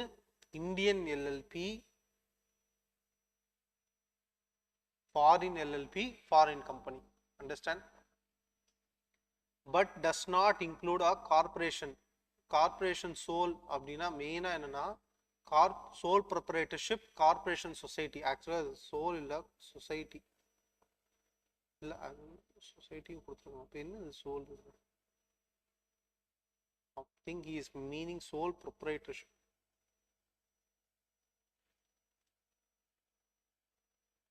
Understand? Then cooperative society and any other body corporate not being a company as defined under Companies Act 2013. So Companies Act 2013 குள்ள body corporate definitionல வராது எதுவுமே LLP ஓட body corporate definitionலயும் வராது. இது body corporate definition for the purpose of LLP. Understand?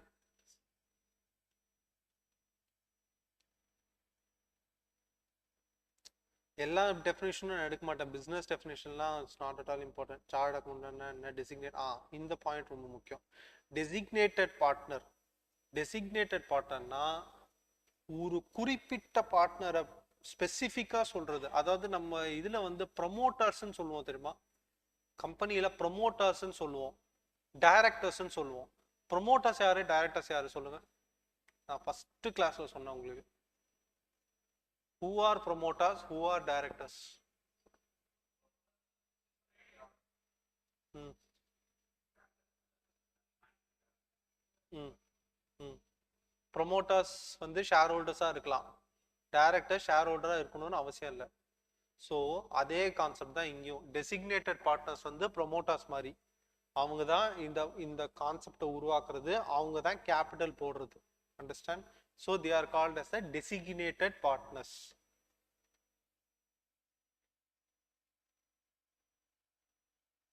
இது ரொம்ப ரொம்ப முக்கியம் ஃபினான்ஷியல் இயர்.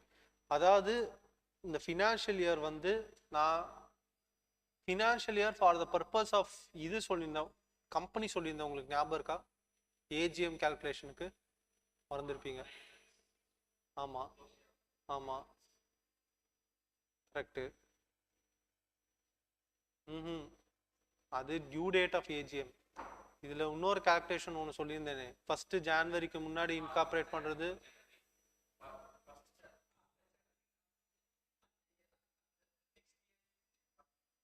க்ளோஷர் எப்போ முடியுது? ஆ ம் கரெக்ட். அதே கான்செப்ட் தான் இங்கே எல்எல்பிக்கும் வருது. ஓகே, ஆனால் அங்கே ஃபஸ்ட்டு ஜான்வரிக்கு பதிலாக 30th செப்டம்பர் தான் கணக்கு.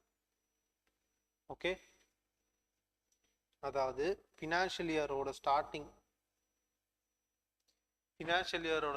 பார்த்தீங்கன்னா 1st April to 31st March. However, in case LLP is incorporated after 30th September of a year, the financial year may end on 31st March of the next following that year. So ஒரு வருஷம் இப்போ வந்து 2026ல் இருக்கும். Okay, 2026 செப்டம்பருக்கு அப்புறம் ஆரம்பிச்சேன்னா எப்போ உங்களுக்கு வந்து financial year வரும்? Correct. Understand? 31st day of March of the year next following that year. Next following that year na அதுக்கு வர இயரை விட்டுட்டு அதுக்கு அடுத்த வருஷம். Understand? செப்டம்பர். கரெக்ட். இந்த எக்ஸாம்பிள் பாருங்க, எக்ஸாம்பிள் படிங்க. ஸோ இயர் ஃபினான்ஷியல் இயர் எப்போ? 22-23யா? அதில் அவன் 30th செப்டம்பருக்கு முன்னாடி இன்கார்பரேட் பண்ணியிருக்கானா அப்புறம் இன்கார்பரேட் பண்ணியிருக்கானா? அப்புறம். ம் சொல்லுங்க, படிங்க.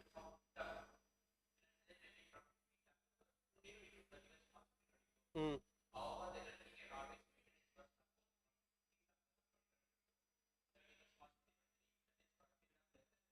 ம் ம்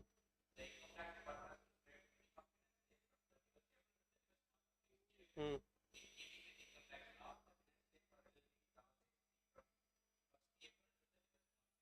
ஸோ இது இன்கம் டேக்ஸ் ஆக்ட் படி. ஆனால் financials as per LLB act படி எப்போ உங்களுக்கு இயர் க்ளோஸ் ஆகுது? 31st March 2024. ஆமாம், அது இன்கம் டேக்ஸ் ஆக்ட் பொறுத்த வரைக்கும். கரெக்ட். ஃபாரின் எல்எல்பி பொறுத்த வரைக்கும் LLP incorporated outside India. So next வந்து இந்த எல்எல்பி அக்ரிமெண்ட் எப்படி நீங்கள் பார்ட்னர்ஷிப் ஃபார்முக்கு ஒரு பார்ட்னர்ஷிப் அக்ரிமெண்ட் போடுறீங்களோ அதே மாதிரி எல்எல்பிக்கும் நீங்கள் ஒரு செப்பரேட் அக்ரிமெண்ட் என்டர் பண்ணணும். ஓகே, இந்த எல்எல்பி அக்ரிமெண்ட் வந்து டு பி நோட் பண்ணிக்கோங்க, இது அப்புறமா அங்கே வரும்போது நான் சொல்கிறேன். LLB agreement to be prepared and signed by the designated partners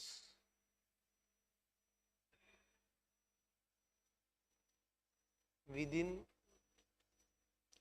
30 days from the date of incorporation of the LLP, and such LLP agreement shall be filed in Form 3 with MCA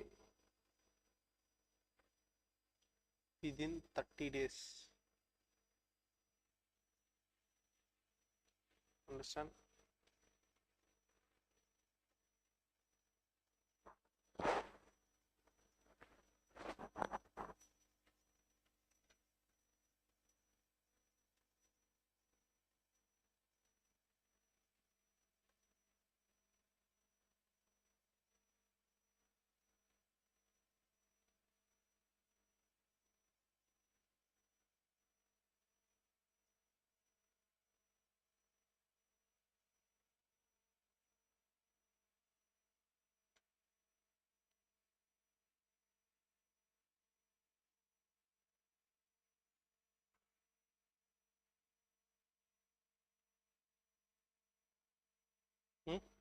note பண்ணிங்களா? Next வந்து small எல்எல்பின்னு ஒன்று concept இருக்கு. Small எல்எல்பினா contribution which is less than 25 lakhs, turn over which is less than 40 lakhs, 50 crores. இது இந்த டெஃபினிஷனுக்குள்ள வர இந்த லிமிட்ஸ்குள்ள வருது எல்லாமே ஸ்மால் எல்எல்பி. ஸோ மெயினாக என்ன கான்செப்ட்னா, இந்த ஸ்மால் எல்எல்பிஸ் எதுவுமே வந்து ஆல்டர் அப்பாயிண்ட் பண்ண தேவையில்ல. இந்த லிமிட்டை தாண்டின எல்லா எல்எல்பிஸும் கம்பல்சரி ஆல்டர் அப்பாயிண்ட் பண்ணணும் அண்ட் கம்பல்சரி ஆடிட் பண்ணணும். அவ்வளோதான், அதுதான் டிஃப்ரென்ஸே ஸ்மால் எல்எல்பிக்கும் நான் small எல்எல்பிக்கும்.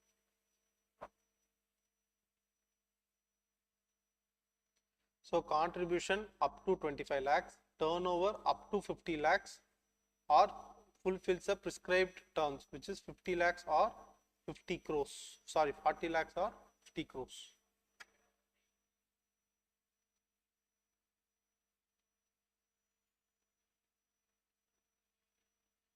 Understand?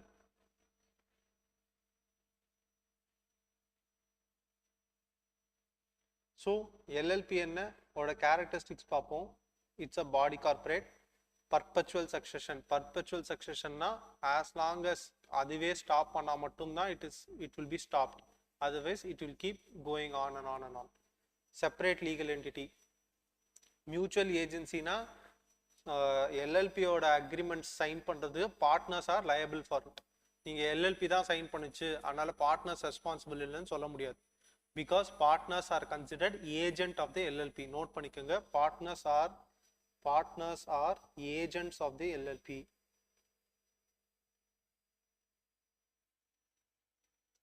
Next, LLP agreement. Partnership agreement மாதிரி LLP agreement. LLP is an artificial legal person. LLP க்குன்னு ஒரு காமன் சீல் இருக்கு, LLP க்குன்னு லிமிட்டட் லைபிலிட்டி இருக்கு. Management of the business partners தான் மேனேஜ் பண்றாங்க. Minimum maximum number of members, அதாவது partners, இந்த கேஸில் பார்ட்னர்ஸ். பிஸ்னஸ் ப்ராஃபிட்டுக்கு மட்டும்தான். இதுக்கும் investigation, compromise arrangement, conversion into LLP, அதாவது கன்வர்ஷன் இன்டூ எல்எல்பின்றது ஒரு ப்ரைவேட் கம்பெனி வந்து எல்எல்பியாக கன்வெர்ட் பண்ணிக்கலாம். Next, filing of documents. அதே மாதிரி எப்படி ஒரு கம்பெனிக்கு நிறைய ஃபார்ம்ஸ் ஃபைல் பண்ணுறது இருக்கோ அதே மாதிரி எல்எல்பிக்கும் ஃபார்ம்ஸ் ஃபைல் பண்ணுறதான ப்ரொசீஜர்ஸ் இருக்குது. ஃபாரின் எல்எல்பிஸ், எல்எல்பிஏ foreign incorporated outside India na it is a foreign LLP. Understand? இதெல்லாம் தான் in depth இங்க கொடுத்திருக்காங்க. LLP is a body corporate, perpetual succession, separate legal entity, mutual agency. Partners ஏதாச்சும் ராங்கா இது பண்ணியிருந்தாங்கன்னா அவங்க convicted. அதே மாதிரி LLP க்கும் partners are liable. Next, LLP agreement, same artificial legal person. Common seal, LLP க்கும் common seal உண்டு.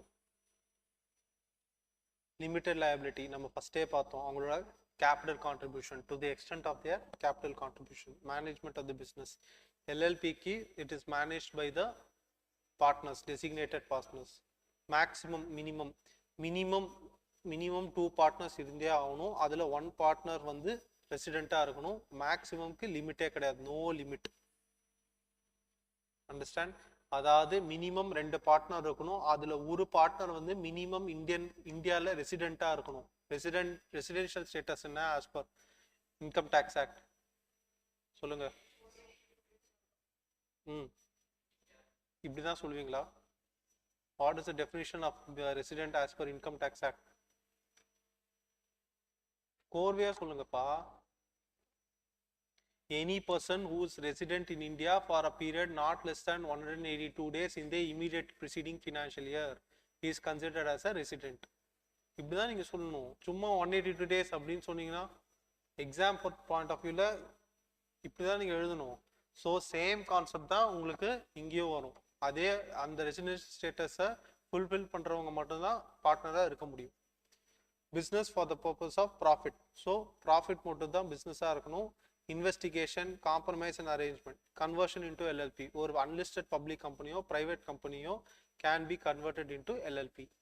இ ஃபைலிங் ஆஃப் டாக்குமெண்ட்ஸ், எப்படி ஒரு கம்பெனிஸ்க்கு ஃபைலிங் இருக்கோ எல்எல்பிக்கும் ஃபைலிங் இருக்கு.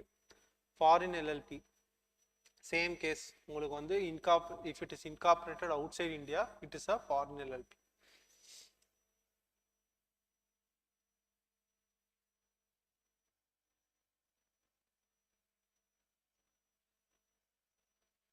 இது படிங்க.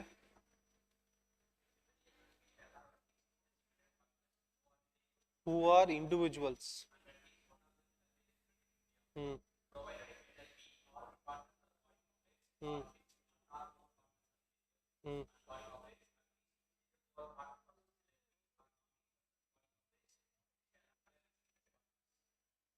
ஸோ ஒரு எல்எல்பியில் அந்த எல்எல்பியில் எல்லா பார்ட்னரும் பாடி கார்பரேட்டாக இருந்ததுன்னா அந்த பாடி கார்பரேட்டில் இருக்கிற இண்டிவிஜுவல்ஸில் அட்லீஸ்ட் 2 இண்டிவிஜுவல்ஸ் வந்து பார்ட்னராக இருக்கணும் இந்த எல்எல்பியில். அண்டர்ஸ்டாண்ட்? எக்ஸாம்பிள் பண்ணிங்க, உங்களுக்கு இன்னும் பெட்டராக புரியும். ம்.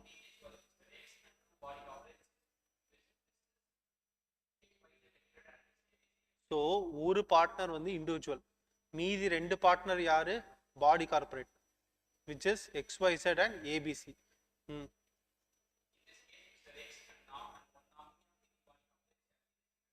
ஸோ ஒரு எல்எல்பியில் 3 பார்ட்னர் இருக்காங்க. எக்ஸ், இவர் இண்டிவிஜுவல், இவங்க 2 பேரும் பாடி கார்பரேட். அப்படி இருக்கும்போது இந்த எக்ஸ் வந்து டெசிக்னேட்டட் பார்ட்னராக வந்துருவாரு. இந்த 2 கம்பெனியோட நாமினி யாராச்சும் ஒரு nominee will be the designated partner, other designated partner. Understand? ஏன்னா ஒரு எல்எல்பிக்கு மினிமம் 2 டெசிக்னேட்டட் பார்ட்னர் தேவை. அந்த 2 டெசிக்னேட்டட் பார்ட்னரும் இண்டிவிஜுவலாக தான் இருக்கணும். ஸோ டெசிக்னேட்டட் பார்ட்னர்ஸ் இண்டிவிஜுவலாக இருக்கணும். அது நான் டெசிக்னேட்டட் பார்ட்னர்ஸ், வெறும் பார்ட்னர்ஸ் வந்து பாடி கார்பரேட்டாகவும் இருக்கலாம். Understand? Next example.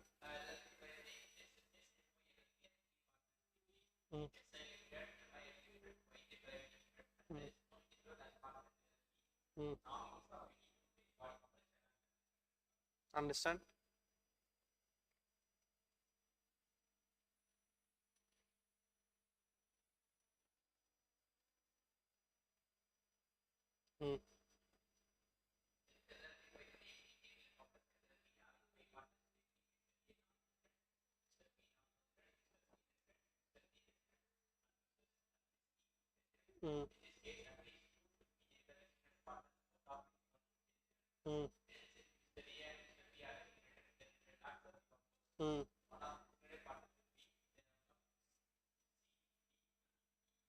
So designated partners இண்டிவிஜுவலாக இருக்கணும். அதில் ஒரு டெசிக்னேட்டட் பார்ட்னர் ரெசிடெண்ட்டாக இருக்கணும்.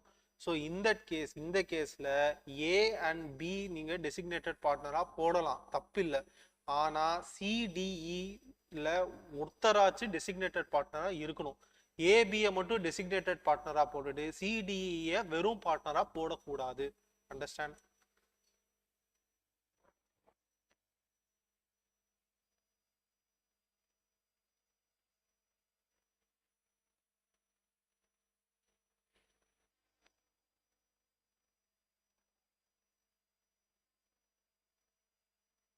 So with this we will close the class here. Next class we will start in the next class. We will continue in the next class.